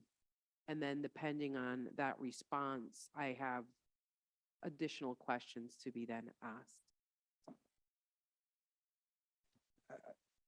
I heard a couple of things. First of all, referring to that Federal Hill Architects, I forget their exact name, report. Federal Hill Group Architects, which is a feasibility study that was submitted to us by Director Sagley. I think it was sent to us back in February of 2022. About, I guess, the gist of that, I guess, that first phase that the councilwoman is in favor of, I believe, is to spend about $2.5 to $3 million to renovate the existing pool. I think that's kind of the gist of it. Upon the engineers look at it, it's a failed pool. The administration is told that by the engineers and the experts. So it is not the mayor making that up, that the pool is irreparable. You can repair anything, but for a cost. Now, to have a new pool with a renovated bathhouse for approximately the same price, perhaps. We don't know the exact cost yet. This is what, when you get down to the engineering designs and work, which are the actual blueprints for the pool, get you right down to construction documents. That's when you have a better idea when you have to find out the cost of the pool. It might be $3 million. It might be the same amount. So you might have a brand new pool that's going to last generations. I don't know about generations, but at least a generation or two for the long term versus repairing a pool that is in the process that's decaying and failing as we go along. So if that clarifies that. Second of all, the engineered, it's not a study. It's design, development, construction documents. So it's not a study to tell you about possibilities for a pool. You're ready to go to construction once those documents are approved. So I just want you to understand what you're purchasing for that number. The other thing, it's very disappointing that for months and months and months, for several months, we've been saying, as everyone here was party to, that we had the concept of the architectural concepts. We didn't hear any objection to proceeding down that direction versus going back to the study. I don't think this topic has brought up of this Federal Hill Group for many, many, many months before. So that's fine. You want to resurrect it and you want to go in that direction, but you're kind of telling us one thing and coming back at us a different way. And if you don't want to proceed, that's perfectly fine.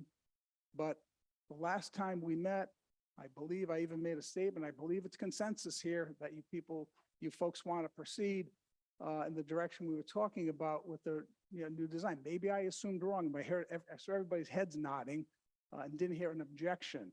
So we're trying to get feedback from the council. We received it. We've changed the plans. We want to move forward. If you don't want to do it, that's fine. But the mayor's doing everything he can to tee this thing up for you. And that's really what it's about. But it's not the mayor making up. It's not the mayor's pool. I don't think he's going to be going in it very often. He's hearing it from the council and the people that we've received feedback that you see on social media from the mayor's office, et cetera. Yeah, it's subjective in that sense. We didn't do a poll. We didn't go to an election to tell us we want the pool or not. But I think we got a pretty good consensus here, wanting to move forward and thought we were doing the right thing to have these architectural drawings and concepts that I know Councilwoman from Ward 2 absolutely congratulated the mayor, bought in, and was elated in his office over what she saw. It's a shame that those comments that she made tonight were not presented to the mayor then, because he may have gone in a different direction at that time. I hope that answers some questions. If you have any others, I'd be happy to speak to them. Recognized, I'll recognize Councilwoman Germain. Okay. Mr. Moretti, Dr. Moretti, you mentioned my name twice. I went to the mayor's office to talk about when the pool's gonna be open. Okay? We talked about what we can do. What we can do, it's a matter what we want to do. That's another thing. So the design looked good. I said, that's beautiful. Yes. But now the question is, can we afford it? So I never said this doesn't look good. He looked good. Yes, it looked good. Everybody will say, yes, that's look good. But can Cranston now offer that original thing, $7 million? Because last time I asked you the question, where are we going to find the $7 million? Because of what you propose, this beautiful picture is a $7 million cost.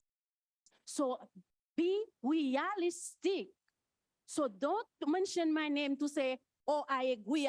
No, I said that beautiful. That's will. Now let's come down. Let's look like where we going to find the money to do it. And my constituent, when I meet with them, when they email me, they said, you know, some of them say, we don't even need a bathhouse. We can go home, we take a shower. We cannot do that because it's illegal, but they want a pool. The consensus, we all say we want a pool. We want the pool to stay open for next summer. So this is what it is about. We want the pool to stay open for next summer. That was last year. So the consensus is, that's when I don't understand what happened, because let me quote this for you again. Last time you were here, Dr. Moretti, when I asked you the question and all the council members say we need a pool and a bathhouse. And then when you present this, we all say we need a pool and a bathhouse. Now, when I ask you, yes, this look beautiful, but when we're gonna have the money, you couldn't answer that question. So at the last meeting, you didn't come, but you said Director Dan Parillo, okay? That's where I am lost. Director Parillo said, so I quote this word for word, I think from the, he said, the mayor has agreed with the will of the council in making the original project smaller. So it's going to be a pool and a bathhouse for the original price of about $3.7 million. This is what I assume the mayor says. Now, the mayor comes out in a press conference, say a totally different thing. So if something is missing here, this is the word that whether Dr. Parillo is lying or someone else is lying. So that's what it is. So don't tell me I agree, I say, yes, that's beautiful. Anyone who saw this, they say that beautiful. But the question is, can we afford it? No, this summer is coming. So that means we're gonna spend, because we have some fantasy in our head we want to do. So this summer will come again and no pool for the people, because what you present here is having a study to have a design or whatever it is. And now how long it's gonna take to have a pool. And one more thing. I question, right now, I question the status of the pool. So that's why I said I wanna hear from those three people. So if we have to give some more money for something, we need to know the truth, because I'm not comfortable with all of these things that have been said, because we don't know who did it. No, the person who did it cannot come before us to own this study, because the person couldn't come to own the study they did. And and the former director never say a word, okay? And I don't think anyone contacted him, or if they contact him, he didn't want to talk. I don't know, because he has to come to say the truth. What is the current condition? That's now I'm questioning now, because I didn't question it before, but now you make me really questioning what is really the status of the Bud Blanco. I cannot let something go unremarked. Director, can I say one thing? May I? As the chair, and I If you come back to absolutely me, will. please, if you come back to me. please. Absolutely, you will have the next word. I just want to momentarily, over the course of the next 5 weeks, we're going to be spending a lot of time together in this room. I just want all of us to just take a moment, remember that, and that at the end of the day, we're going to have to sit here and work together. So let's just keep that in mind. Whatever comments people have, let's please keep it to, and this goes for everyone. I just ask that we keep the comments on topic about this proposal, not about conversations outside of these doors, and not about one another and personal attacks. That goes for everyone. If that happens, I will ask you to stop, and I will give the floor to someone else. With that said, Director, you have the floor, and then I would like to recognize Council Minority Leader Renzulli. Next. 2 or 3 points. One, one person here came forward and voiced opposition to in the last couple of months, after they've seen the renderings, other than saying, want to scale those renderings back in the mail, listen to you. But no one ever went back and said, go look at the original pool and just fix what we got, okay? No one said that. No one objected no one came forward to us. So we're trying to be helpful. But I do have to say this, I have to defend someone who's not in this room. And I don't want anyone questioning Director Perillo's integrity, that with the assertion that he may have been lying. Director Perillo is a man of integrity, and I don't believe he was lying to anyone. Thank you. Councilwoman Renzulli. Thank you, Director Marty. First, I just have a question before I kind of make a statement. The $350,000 for this, is that included in the $3.5 to $3.7 million estimate, or is that in addition to that estimate? It's included in that. We won't know I'll say, a more firm number until you actually have a construction document, you're able to get quotations from them. But yes, in the $3.5 million range, this $3.5 million is estimated to be included in the $3.5 million range for this project. And would I understand correctly that the original document that was like $10,000, the one that Councilwoman Jermaine is referencing, and as I recall, Council President Marino and myself commented at the time about that study and the detail of it. That is a very basic study to my understanding, and what you're trying to do now is actually engineering and design phase, which has to happen one way or the other before we build a pool. We can't go from, as far as I understand it, in looking at multiple proposals in Newton, Massachusetts, in Boston, Massachusetts, and New York City. They all have these phases that cost more money than I would think they could cost, but I'm not an engineer. So that's why it seems like a lot of money, I think. But you can't go from that Federal Hill Group proposal to a built pool, as far as I understand. It doesn't have the kind of detail to do that, correct? Unless you have very talented children who might be able to cobble together some drawings, that is correct. Okay. So as far as I understand it, we all want this pool. How we get to it and what happened between last year and this year, maybe we have some disagreements about. But I sat at the Planning Commission meeting, and I was the only one of us there. Well, it was debated whether to take that pool right out of the capital budget. And as far as I understand, as far as some legal people have told me, if they took it out of the budget, we wouldn't have been able to put it back and use bond money for it. So I got up and I spoke and I said, the will of the council, and as far as I understand, the will of the mayor, is to do something with this pool. Just want to let that be known. Last year, it was incorrectly put into the capital budget, so we couldn't even do it if we wanted to. Now we want to do it.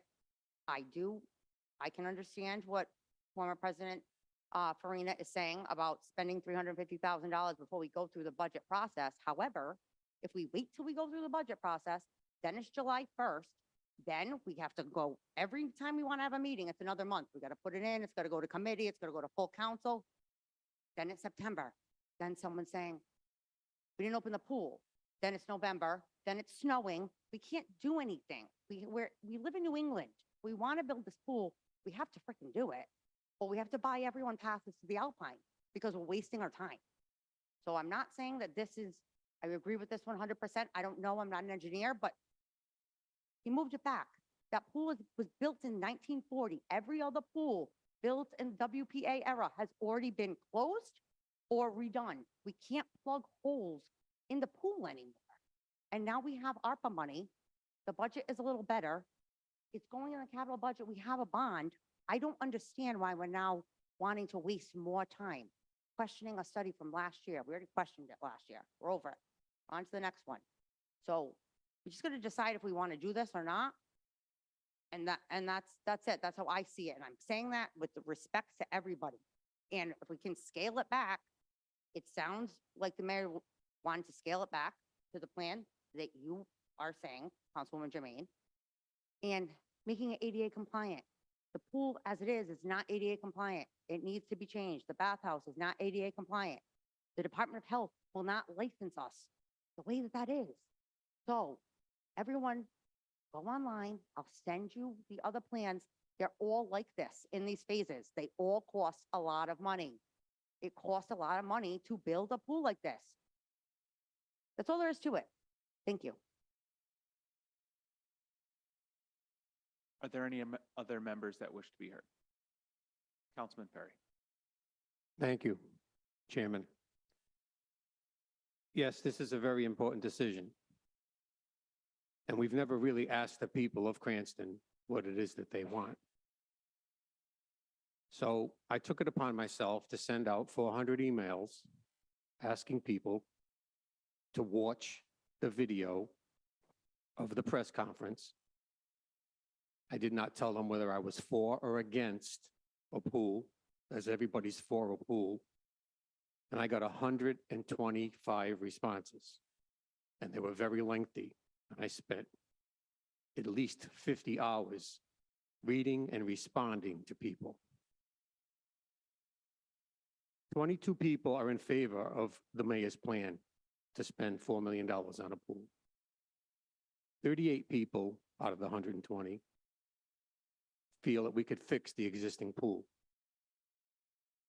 52 people are dead against spending that kind of money on a pool. 7 said there aren't enough facts to make a decision. 2 just didn't give me an answer, but they did make a bunch of comments. So I see that informal, unscientific survey that was from residents of the city as overwhelmingly saying they do not want to spend $4 million building a pool. This is not Robert Ferry's decision here. This is the people that emailed me, okay? I sent those results to everyone and got another 50 emails back. And they asked me what my opinion was. And now that I have their opinion, I'm going to give my opinion. I just cannot see how we can spend $350,000 on this so we can go out and borrow $4 million more with interest rates being through the roof.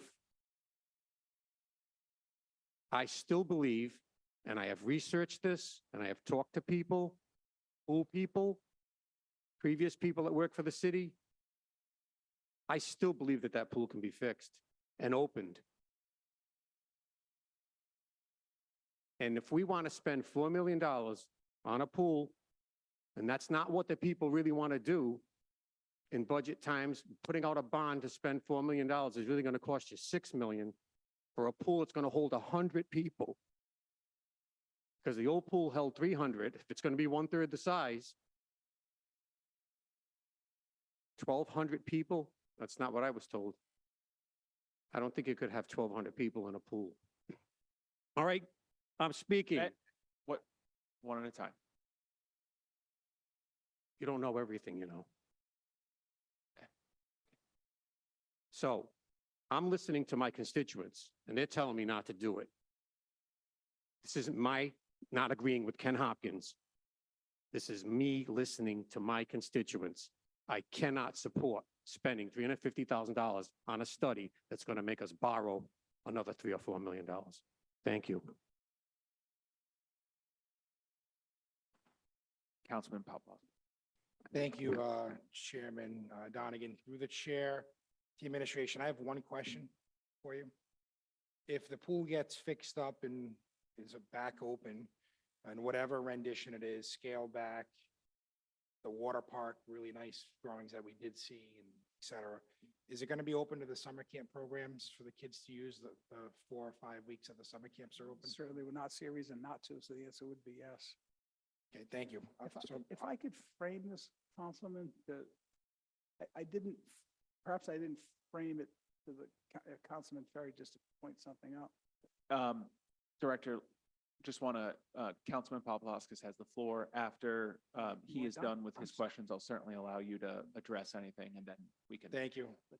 Let me get the train back on the tracks here from my train of thought. Thank you, Director. So I came here tonight, with that question in mind, the summer camp program, because I think having the pool of some sort for the kids during the summer is extremely important. I also remember back on July 18th, this council passed unanimously a resolution to spend money on the pool. And by the way, I also appreciate the mayor putting this proposal forward to spend opera funds, okay? And trying to do something here with the pool, because it has been a hot topic that we've talked about for a while. And I know last year we couldn't do it, and it's not safe. And we want to make the pool safe, or the mayor wants to make the pool safe. So I certainly appreciate that, his sentiment and him trying to get this done, working with the administration. So we passed a resolution, passed unanimously. So this council's already said once on the floor together, and I think we all were co-sponsors. I mean, I got to go back and look. I don't want to speak out of line, but I'm pretty sure everybody was on board spending opera funds on July 18th. Now we're here now asking to spend opera funds to move forward. We can't build anything without having the architects or the specialists look at it. So I came here with every expectation on supporting this tonight. I don't know which way I'm going to vote now, because honestly, when I hear from Councilwoman Jermaine, maybe you want to go a different direction. So I want to help. I want the pool for the kids. I want the summer camp program to have it. But now I'm getting conflicted when it comes down to this, because of all the discussion that we're having back and forth on whether to do this or not do this. Certainly the money's there in the capital budget. If the council decided to take it out, I don't think this money is going to be spent between now and when we meet on amendment night. That's another question. Through the chair to Director Moretti, will this money be spent by the time this council approves the capital budget? The 350, up to 350,000 Yes. might be. What's in front of 300. us tonight? Would have been spent? Yeah, will you spend it that quick? Well, we would contract for services to begin, to commit that spending. Let me say that. Would the drawings be back by then? That's probably about the time frame the drawings would be back, but certainly that commitment would be water over the bridge, under the bridge, I'm sorry. Okay, thank you. If I could frame Well- the numbers, are you still going? I'm still going. Oh, I thought you were like, Uh, man, I'm so Tonight, sorry. I'm talking. I'm for sorry. getting the whole year out of the way I'm- now. All right. And the other issue, obviously, we mentioned the pool has water in it, right? So my understanding, that's groundwater coming up from the pond or the water table that's there. So I don't know if that can be fixed or not.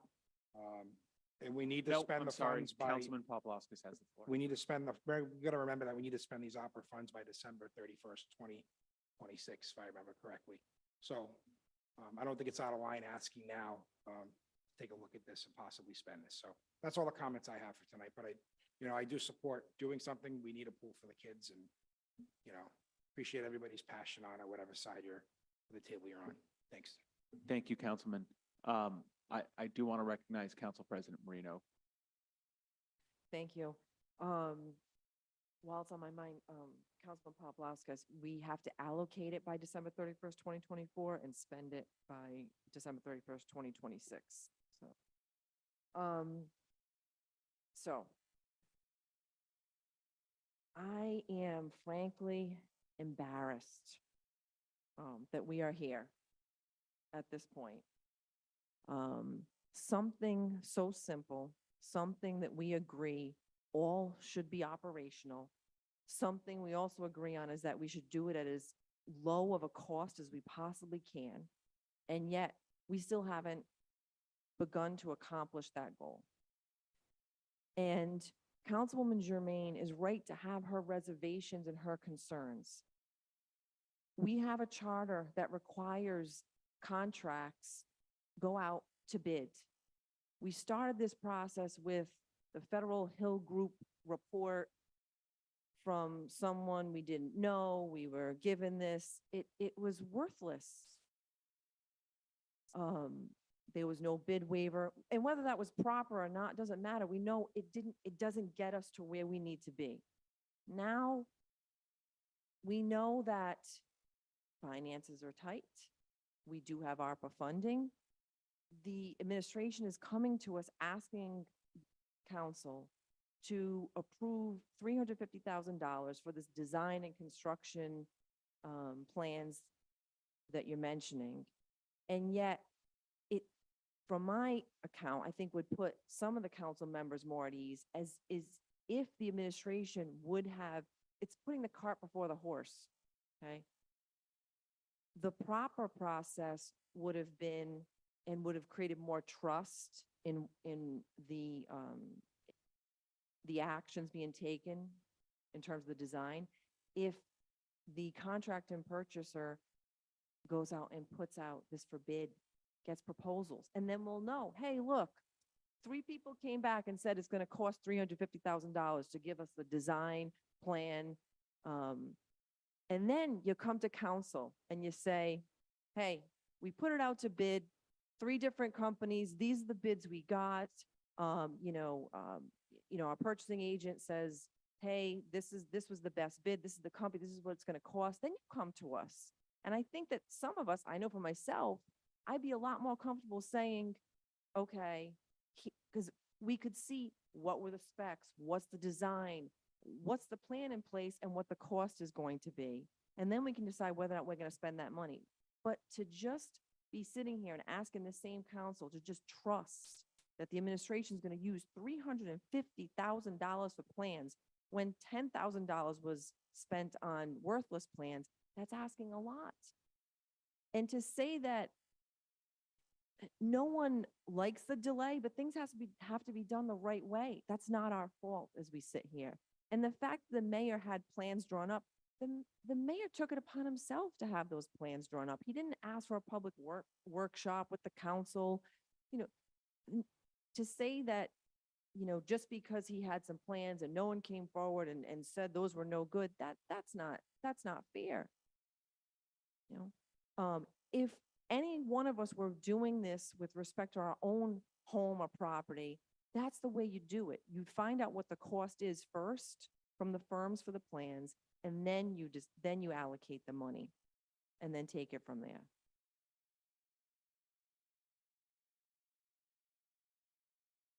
And one other thing I want to say, I appreciate Councilman Ferry, doing a survey and asking people.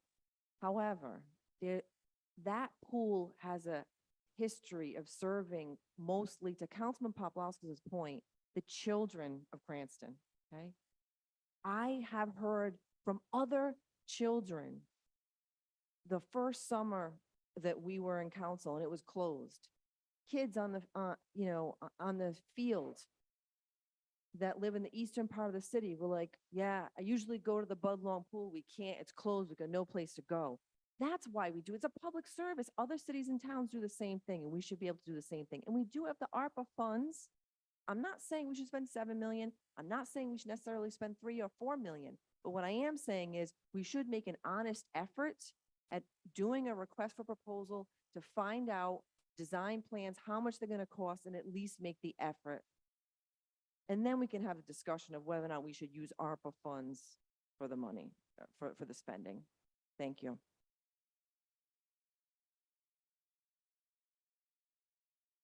Council President Vargas and Councilwoman Renzulli. Thank you. I had written down on here, which was RFQ and RFP in general, just to find out whether the administration ended up doing anything like that or did not find it needed to do in terms of making sure whether this $350,000 is right around the range of what this costs. My first question. Typically, and obviously, I'm learning, but with the engineer speaking with Mr. Bernardo, that typically design costs for projects. This is very typical in the 8 to 10% of the estimated cost of the project. And that's how, this is some of the framing I was wanting to do of this, for the numbers. But yeah, and to say, believe it would be up to, in total, about 350,000, playing it safe to say up 10%, being up to 3.5 million for the project is the broad estimate at this point. 10% of that would be 350. That's why it's up to 350 as a request, not necessarily, could be less. So we're just coming up with numbers hypothetically, It yes, roughly is- on the range. It is based on- standard operating procedure, no matter what construction projects you have, that is not, And so it's if, more than an educated guess. It's, Okay. it's what the world is in the engineering world. okay, and then just to be clear, this $350,000, ordinance is coming before us to be used from APRA funds is for the strict designing of the pool, nothing else. It's for the design of the renovation of the bathhouse, the pool, you know, and the decking, So the 350 is for the renovation of the bathhouse. including the bathhouse and a new pool, approximately a third the size, along with, you know, the pool decking and the bathhouse, yes. Okay, so it's not the designing, or it is the design? It's the engineered, basically, it's the engineered drawings. So it's like the right down to blueprint. construction documents, you hand those over to bid, and then you bid those documents. So like the blueprint, right? Like the layout Exactly. Yep. of the The pool. blueprint, yeah. Geez, maybe I'm in the wrong career. But it's 350,000 is a lot. But my question to you then is, so we have these 350 that's coming before us. In addition to that, we have, I don't want to get out of topics, but I really believe it's still kind of within an additional $750,000 that we received in a grant that was earmarked federally that we also, it's probably a conversation for another day to find out whether or not we're meeting those guidelines so we don't lose those $750,000. And then and given the fact that, cost of inflation and interest to the point that Council and Ferry, made, is if this was to pass, let's just assume if this $350,000 was to pass out of committee in the council, the blueprint that would then be provided, what would then be the timeline of that? Yeah, it would be about 6 to 8 weeks is the estimated, time frame to get those drawings back. And then those drawings are given to us with a few drawings, right? Or is it just one option? Just Well, one It's option? one, and then say, you want to tweak this, And that's it? And then if we wanted to it'll cost more money to. it might cost another $350 to Well, if you possibly come want with another another- option of a If you want them blueprint. to do options, but that's why you have the concepts.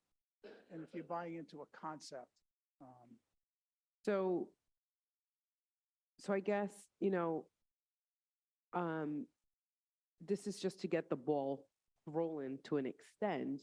But if this does not pass, what are our next options what are your backup plans? I'm just curious.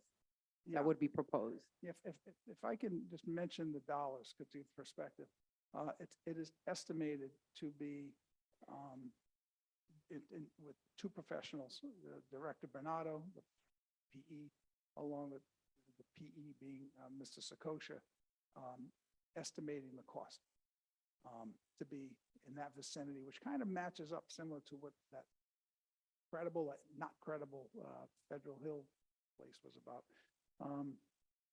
just for reconstructing the pool. So it's about 3.5 million, including this number.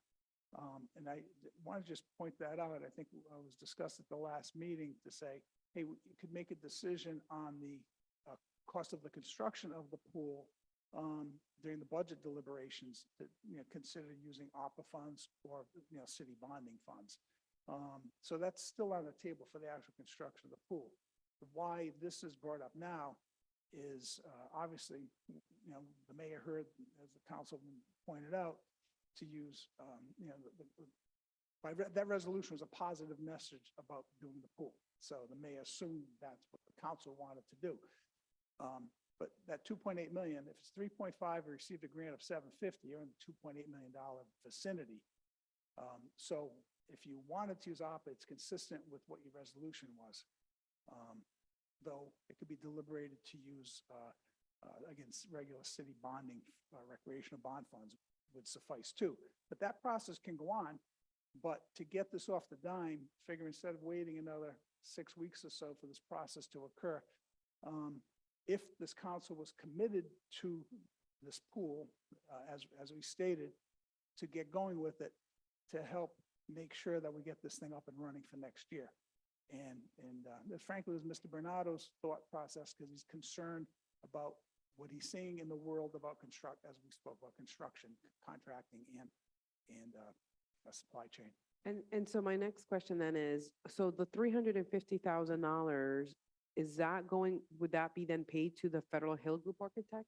Who would that be? No. Who's the one that's gonna be designing? Yeah, if it this would was be, to right pass? now, it's inclined to be Sakosha Engineering. And I know what you mean about Okay, I going guess out we to, can't it's going out ask. to bid, but there is a bidding, there is a list, professional contractor list, just like the schools. They Right, want I to spend think- $147 million, but I don't know if anyone questioned that they went off the list. There was not a bidding process for those, just to give you some analogy, for those engineers either. Right, so I'm not sure if I'm out of line in terms of asking or not, or those type of questions, but, in terms of whether or not we already know who it's for. My only reason for asking is only because it kind of goes back to my first question that I asked, right? We're asking for 300, the administration is asking for $350,000, of which we don't know, I don't know who it's going to be awarded, what the process looks like if we're going to go to RFP, if this was to get approved. Sorry, if the council president wants to If chime in. on this subject, I can tell you, look, the charter requires competitive bidding, okay? 7.09. I'm not the solicitor. I can tell you, can't speak for my other council members. I am not going to vote in favor of this resolution tonight. I have no problem continuing it. I'd like an opinion from the solicitor as to whether or not competitive bidding is actually required before this takes place. With the chair's permission, I think I would like to hear from the finance director first, if we could, on this issue. Sure.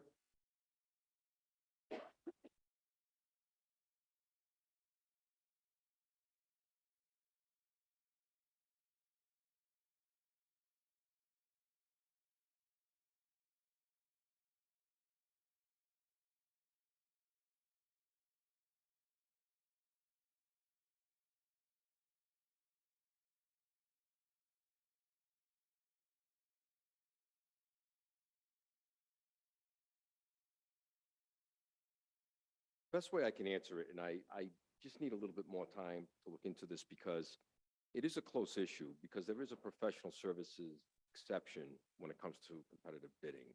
Question is, does this fit under that exception? And I would really need to take a much, much closer look at the charter. I'll do that now while the discussion continues. I'm just not prepared right now to answer that without taking a real detailed look at the charter, because it's close. It could go either way. So let me take a look, please. If I Thank you, can then Solicitor. continue to have the floor through the chair, if that's okay, that may allow. Council Vice President. Thank you. So, I have to say that while the administration, Director Moretti came up and said, this is what the mayor's proposing, he's hearing us out. I appreciate the mayor really trying to put something before us. But I also, but I also want to make sure that, when we're talking about dollars being spent and the news we're also seeing throughout the state and the country on developments happening, and then sometimes developments may not be fully be able to happen. So we need to make sure that we ask the question so that it doesn't happen in our city, that developments may come to, may start and then may halfway stop because of inflation or anything else that we have to do. So at the end of the day, I think it's our responsibility, right, to find out whether or not this is going to be a financially stable project that we can actually do or not do. While APRA funds are coming before us, APRA funds are also, some of it is based for community needs. And I understand that there is a need, and I think we all have heard the needs of our community in terms of whether they are in favor of it or not. But I also want to make sure that when I am voting on whether it's from a penny to $350,000 to millions of dollars, whether we have grants or not, that I'm making a fiscally responsible decision on the matter coming before us, and that we have processes in place, and that we're not also, in violation of anything. Not saying we are, but I want to see this pool done. I really do. I think it's a need in our community. We've all been receiving emails. It's a matter of how are we all going to collectively get there, while also making sure that we keep taxpayers' money, our residents, business owners, everyone who invests in our city in mind as we're moving along with this project. So, if this was to be continued or be considered for next month, I'm not, I'd be fine with that, but I'm looking forward to hearing from the solicitor or the administration on what he was looking for. I'll make the statement if, certainly if it is deemed that is not allowed to select, which we were advised differently. But if not allowed to go from the list, just like the schools, as I mentioned, they're spending about $147 million without a bidding process for similar work, if you will, the analogy of all their schools. I think we should all be concerned to look into that as well, not just the pool. But in any event, if it's required to go to RFP, we will go to RFP. So if you approve this tonight, and whether we have the answer tonight or whatever, we will do it in the legal fashion, whether it be through RFP or if it's allowed on that list, if those professionals have been vetted already and it's a legal list, we'll go in either direction. But whatever way it's going to be, it will be legal in either way. I'm sorry, Chairman, can I ask one follow-up to that, if you don't mind? I don't think, and please correct me through the solicitor as well, can we RFP or RFQ with whether this passes or not? This administration can still put something out for an RFQ. So I don't think this necessarily has to go through that particular approval in order to go through that procurement process to RFQ. Am I incorrect on that? I think whether we don't need to have this pass in order to go for RFQ, I guess. In my opinion, that's correct. So if I can just pivot a little bit back to President Marino's query and the question I think many of you have, in just taking a quick look at the competitive bidding process, first of all, it references Rhode Island law, which also has a statutory framework for competitive bidding. The best way I can describe it at this point is that initially there's a presumption that everything should go out to bid, right? That's the way it's supposed to work. However, it gets a little hazy and you get into a gray area when you're talking about professional services or you're talking about some type of service that involves unique services.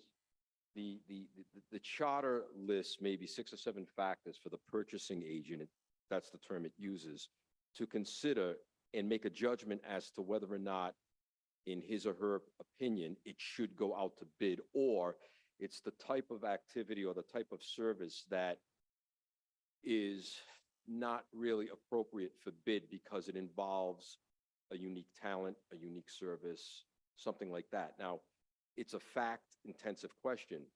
I don't know enough. I can't answer it only because I don't know enough about the company that's been proposed, the precise type of work they're going to do.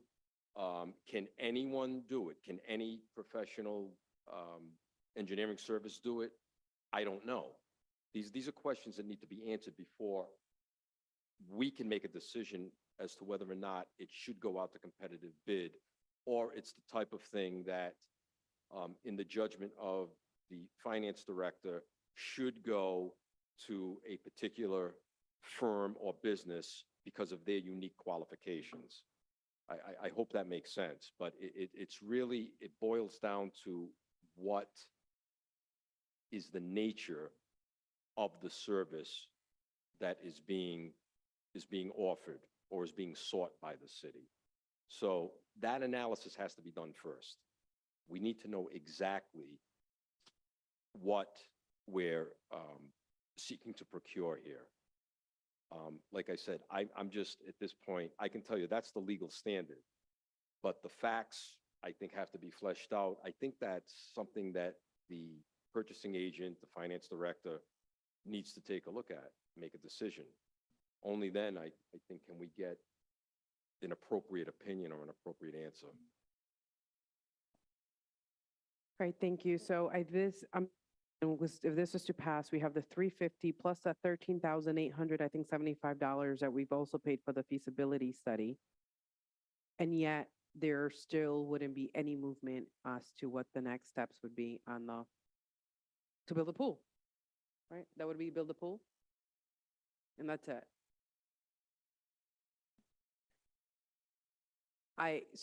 Listen, here's where I stand on this is that I much rather see at least an RFQ to give us a dollar amount versus just voting on 350 and saying this is what it's gonna roughly be.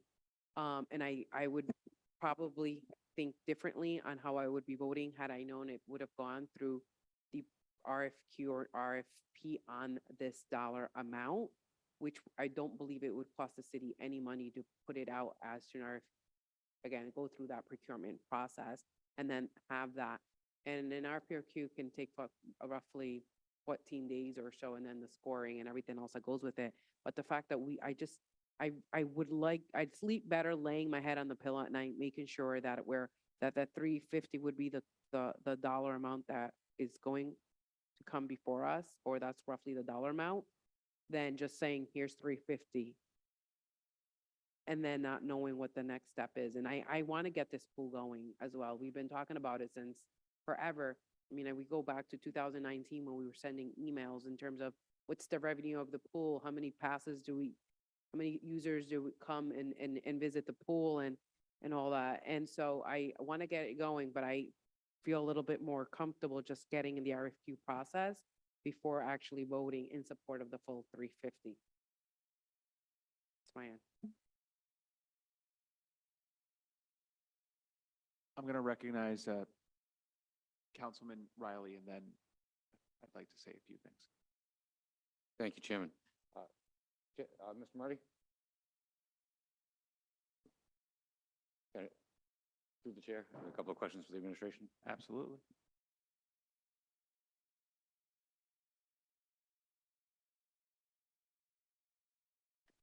Mr. Murray,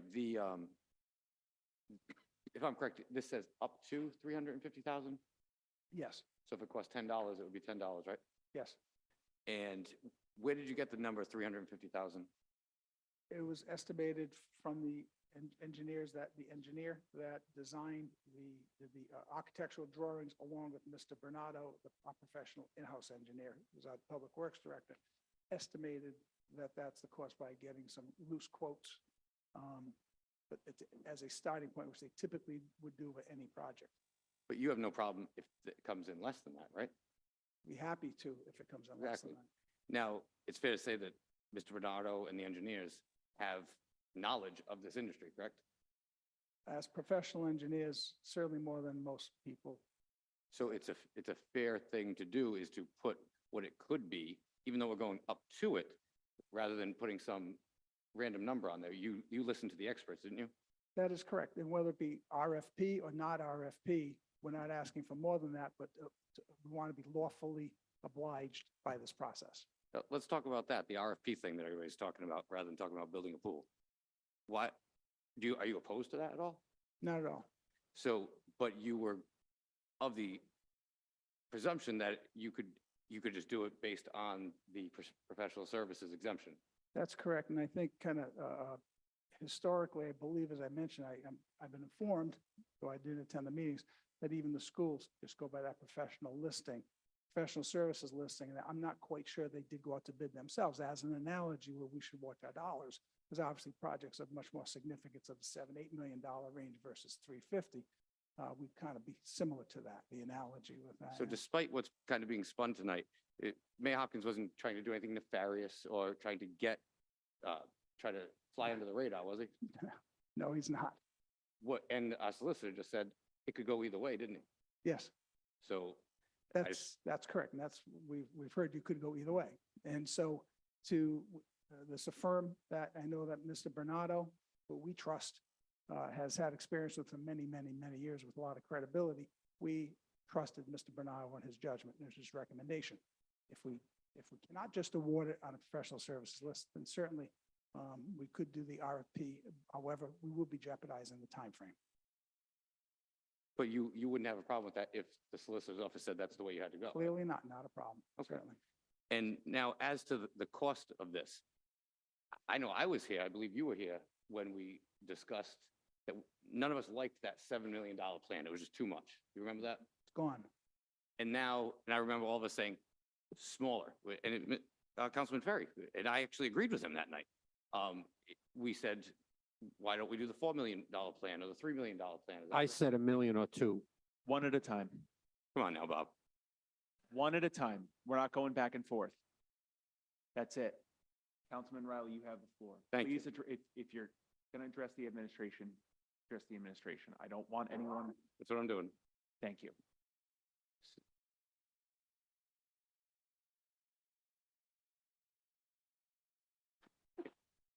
We have any more outbursts like that, we're just going to move. I them on. apologize. I don't consider it an outburst. I don't want anybody putting words in my mouth. Oh, God. Mr. Moretti, the, how much would it cost if we just fix the pool and, put some Band-Aids on that, on the building there? That's kind of what's being suggested. Wasn't it, if I remember correctly, wasn't it even a similar cost to There what was, this is? as the councilwoman pointed out, to a prior report, which is being, the validity of it's being questioned. You have to mention that. But it was quoted back then as just an estimate from a broad study of about $2.5 to $3 million. And then to do the smaller pool and the new pool house, it's what? Probably between $3 to $3.5 million. Okay. And $1 million, $1.5 million more to have a brand new thing, patch up the old stuff that is not even compliant. Probably about $500,000, all said and done. And that's if the existing pool is really repairable. And it's certainly, right now, it's not handicap accessible either. I fully agree. The It would be existing worthless. pool. That would be a waste of money. So I thought we were all in favor of doing the smaller toned down project, not the big one with the pickleball courts and the pagodas and all that stuff, but a pool, and we all said it, a pool and a pool house. That's all we wanted. Now, the other one is however many years old. It's the only one left in the country because everybody smartened up and fixed theirs. We're the only ones that have this thing left. And rather than just trying to poke at the mayor for whatever reason, oh, you didn't do an RFP, let's build the pool. Let's cut the crap, cut the politics, and build the pool. So if it's $500,000 more to have a brand new things, I don't see that there's any issue as to fiscal responsibility. I think it'll last longer and actually be more fiscally responsible. Have to realize on an operational basis, to have a pool that size, that's basically ridiculously large. It costs money to maintain it, hiring. I don't know if we can, in today's world, get the lifeguards to support the attending to that pool. There's a lot of logistics that go into it than just a massive pool the size of Eden Park. Now, one more question. You said one of the council members came in and they liked these plans, right? Yes, And they're kind of opposed to them tonight, aren't they? yes. Did they say anything in opposition whatsoever that day? No. They just waited until tonight. It was expressed like a couple of weeks ago to say, scale those plans back Yeah. to the pool and the pool house. The mayor listened then, and the mayor's listening now. Okay, thank you. Yes. Okay. So I want to really reiterate that again. Council Riley said, yes, I met with you last year. We have nothing on paper, nothing of picture, and I asked you to publish it to everybody. And you said this is, if it's not something that is concrete, that's something we cannot share with the public now. Now, don't do, that's the politics you're doing. You told me we didn't have any costs yet. We didn't know how much it's gonna cost because I asked Director Moretti, we have a picture. You sent me a picture and I asked you in the council here to share this picture with everybody, to put it in public. And you said no, because this is a work-on project. You do not have any costs yet. You cannot do that. Now, don't tell me because we have this conversation and you use it to say, I agree with you on something you didn't know. What was the cost last time we met? That's the politics you're playing. Don't do that. No. what was the cost? And that was a year ago. And then when you come in front of council and you said, this is what we're going to do, and I said, oh, where we're going to find the money? And you couldn't say where we're gonna find the money. If you have the money, you wanna do it, do it. But where you gonna have the money? That's the point I want to make. And don't take someone, I am the person, I email you, I want to meet with you to know where we are with the Budlam pool. Don't say someone went to your office. Agnès Germain went to the mayor's office, asked update about the pool. And at that moment, you show me a picture. There was nothing concrete, no prices, no costs. And earlier, Dr. Monte was talking earlier, he said, we don't know yet. We don't know the exact price yet. You just say it. I wrote it down while you say it. I wrote it down. So one thing I want to make sure I'm gonna be done. The study we had says, okay, let me read it, poor. So he never says the pool cannot be fixed. These studies, these never said the pool cannot be fixed. Don't tell me the pool cannot be fixed. He says here, keep the functions as they are presently, and now we should reduce construction time minimally. That's the poor.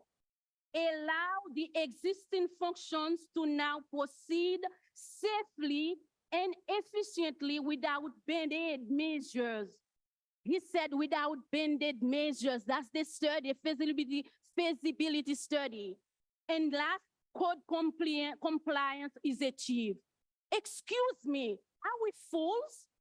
This is the option says that. That's the study we pay for, $10,000. Don't do that. Thank you. Councilman Campiano? And just one thing.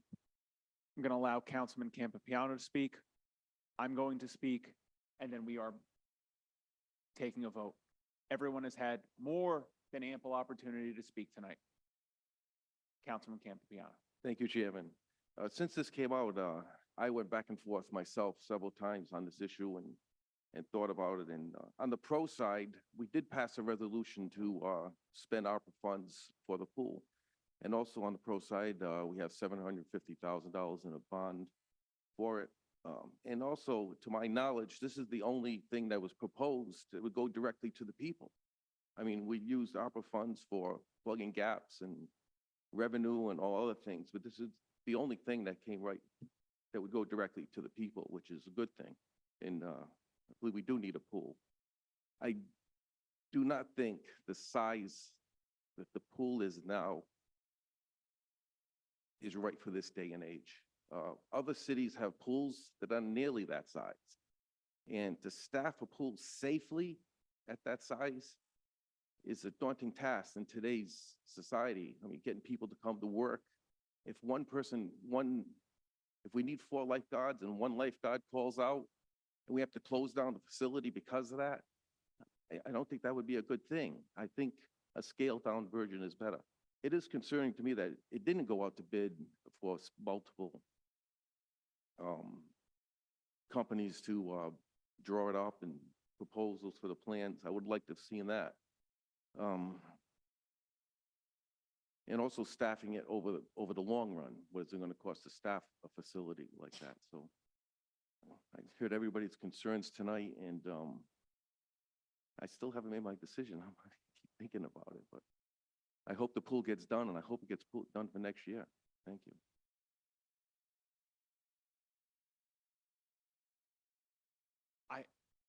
I see 2 people seeking to be recognized. I've let everyone speak multiple times. So I'm gonna take a moment respectfully to everyone. And a lot of my questions have been answered.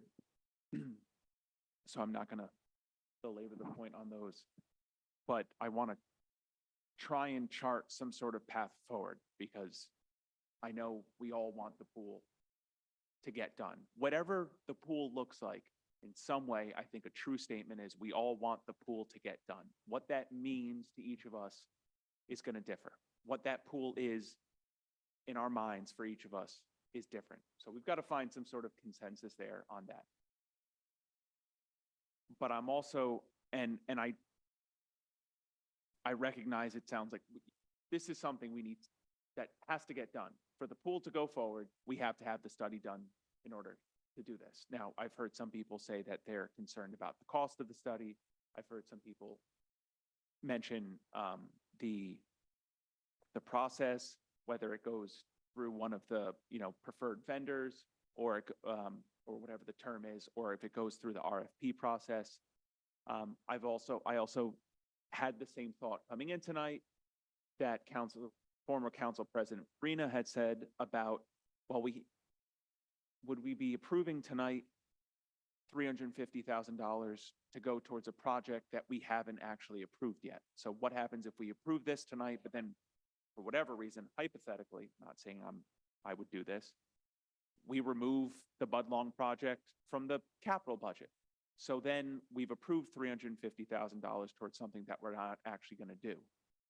Would it be worth, then we'd spend $350,000 for nothing. So are we somewhat putting the cart before the horse? What I would propose, and I'm proposing this because I'm reading the room and I'm trying to count votes in my head here, sounds like this thing's going down potentially. And I don't think I want that to happen tonight, because I think there's more information out there to be had. And I think there's a way forward for all of us so we can get this done. So what I would ask and what I would propose to my colleagues here and to the administration to see if this would be agreeable. What if we continue this to May, we do the RFQ, we get more exact price for what this would be. That way that puts to, anyone's ease to mind, and maybe it just moves it down from 350 to 325, whatever it might be. It can ease that concern. It can also give us time to go through the budget process. Presumably, the Budlong pool is approved in the capital budget. That checks off that question mark. And then, if necessary, we have a special, we could have a special, or we could put this on the docket for one of those nights for a special finance meeting, send it to the council so there isn't any further delay. So that way this could potentially be completely approved by the council by mid-May, and it's not delaying the process. I don't think, respectfully to the administration, I don't think it would be fair to say that the council is the ones delaying this, for 5 weeks. We are in, month 26 of this administration. I don't think it would be fair to come after us if we continue it for a month to try and get all of this information. So that's my proposal. Continue this to May, get the RFQs, and then we can take final action on this in May. We have further time to think about it. I just don't want to see this die tonight. So if anyone, I can't make the motion, I'm the chair. Agree with that. Continue. Motion to can that. Is there any discussion on that? Director. My concern is, it doesn't sound like a lot of time, but those 5 weeks will further jeopardize the having the pool ready for next July. I just have to be on the record with that. That's what I'm hearing from Mr. Bernardo. If we had I feel he had the luxury to vet it through the budget process, as frankly, our original thought process, certainly we've been more in favor of that, but he's calling it to our attention, his concern that he's having, getting very concerned about not having the process done and constructed by then. And he made it clear to me, I could just tell you that, and I'm just echoing what he's telling me. You delay this any further, cannot promise the pool for next summer. I'm not playing games, it's not pressuring, but that was the reason why expediting this ask this evening. Before we move forward, was there any formal motion on the thought of continuing? I heard council, so we have a motion, we have a second, it's been recognized. I will allow everyone to speak once on this matter. Councilwoman, Council President. This is in accordance with your suggestion, I have no vote here, but I would, if I did, I would also ask for it to be continued and a attorney to please look at Charter 15.05. I think we need some clarification on this process, and that does talk about a committee that we don't have to advise on architects and engineers for this. I'm not a lawyer, that's why I'm asking through either Council President Marino or through a solicitor to take a look at that, because maybe it will help. Thank you.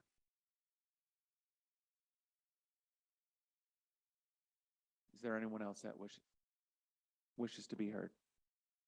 Councilman Perry. My vote will reflect what my constituents have asked me to do.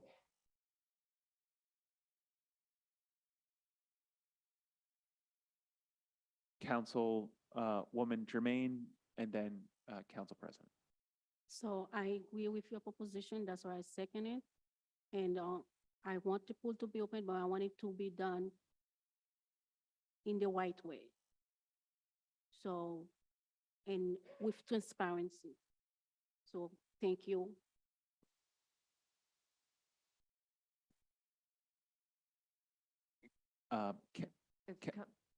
If Council Vice President Vargas wishes to go first, that's fine. Go ahead. Council Vice President.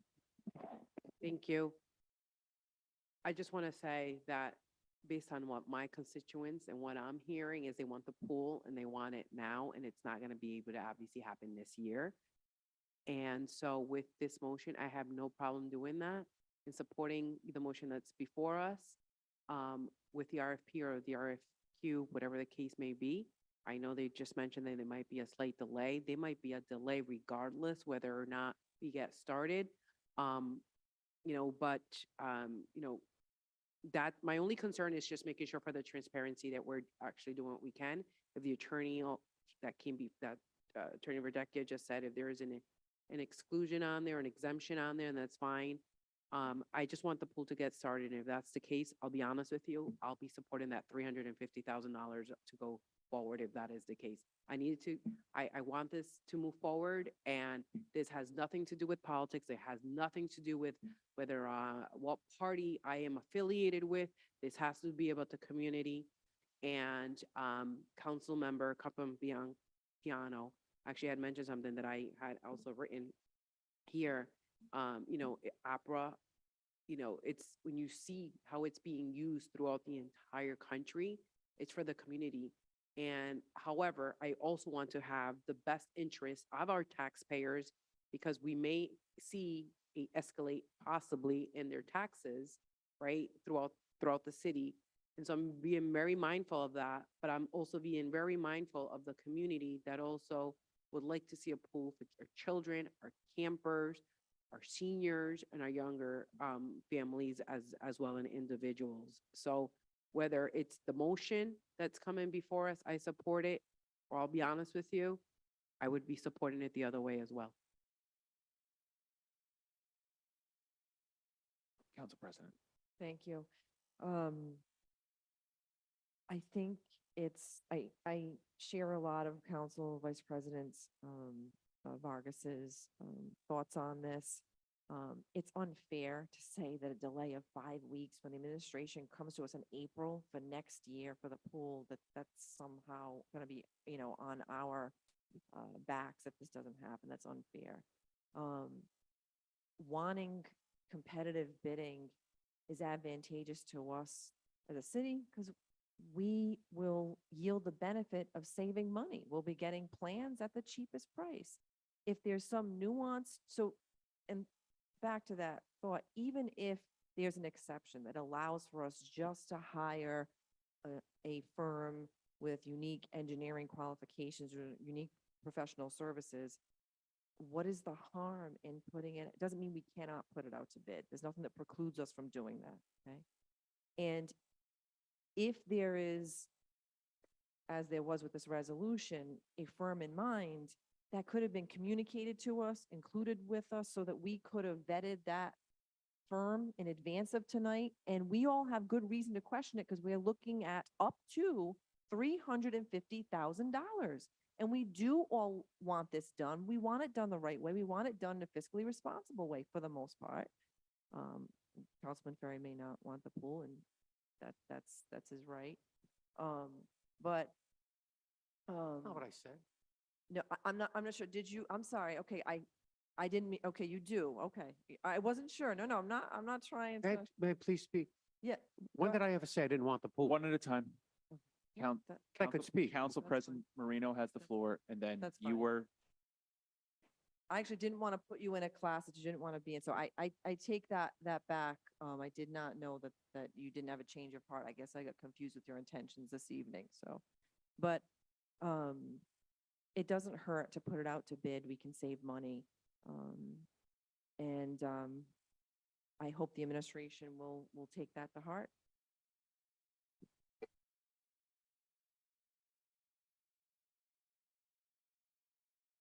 I have nothing to say. okay. Then I'll say this, and then and then we're taking a vote. I agree with Council President Vargas. I really don't care what party the mayor is a part of. I want the pool opened, as soon as possible. Preferably that would have been, 2 or 3 years ago. That hasn't happened. Let's get it open. It better be open for next summer. And hopefully we can get that ball rolling ASAP. Clerk, please take the roll. What are we voting on? We're voting on the motion to continue. Councilman Donegan? Council Vice President Vargas? Councilman Ferry? No. Councilwoman Jermaine? Yes. Councilman Campiano? Yes. Councilman Paplaskas? No. Council President Marino? Yes.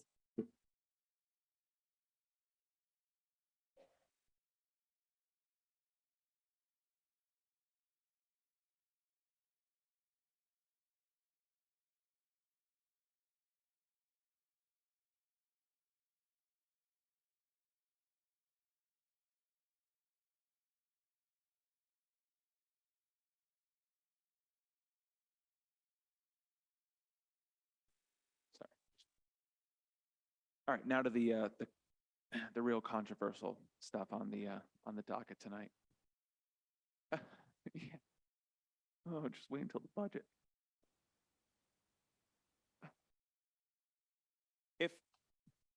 If I'm not gonna say it.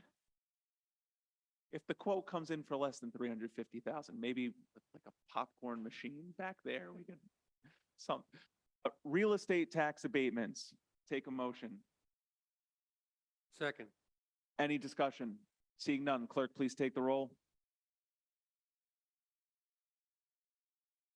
Councilman Donegan? Council Vice President Vargas? Councilman Ferry? Yes. Councilwoman Jermaine? Yes. Councilman Campiano?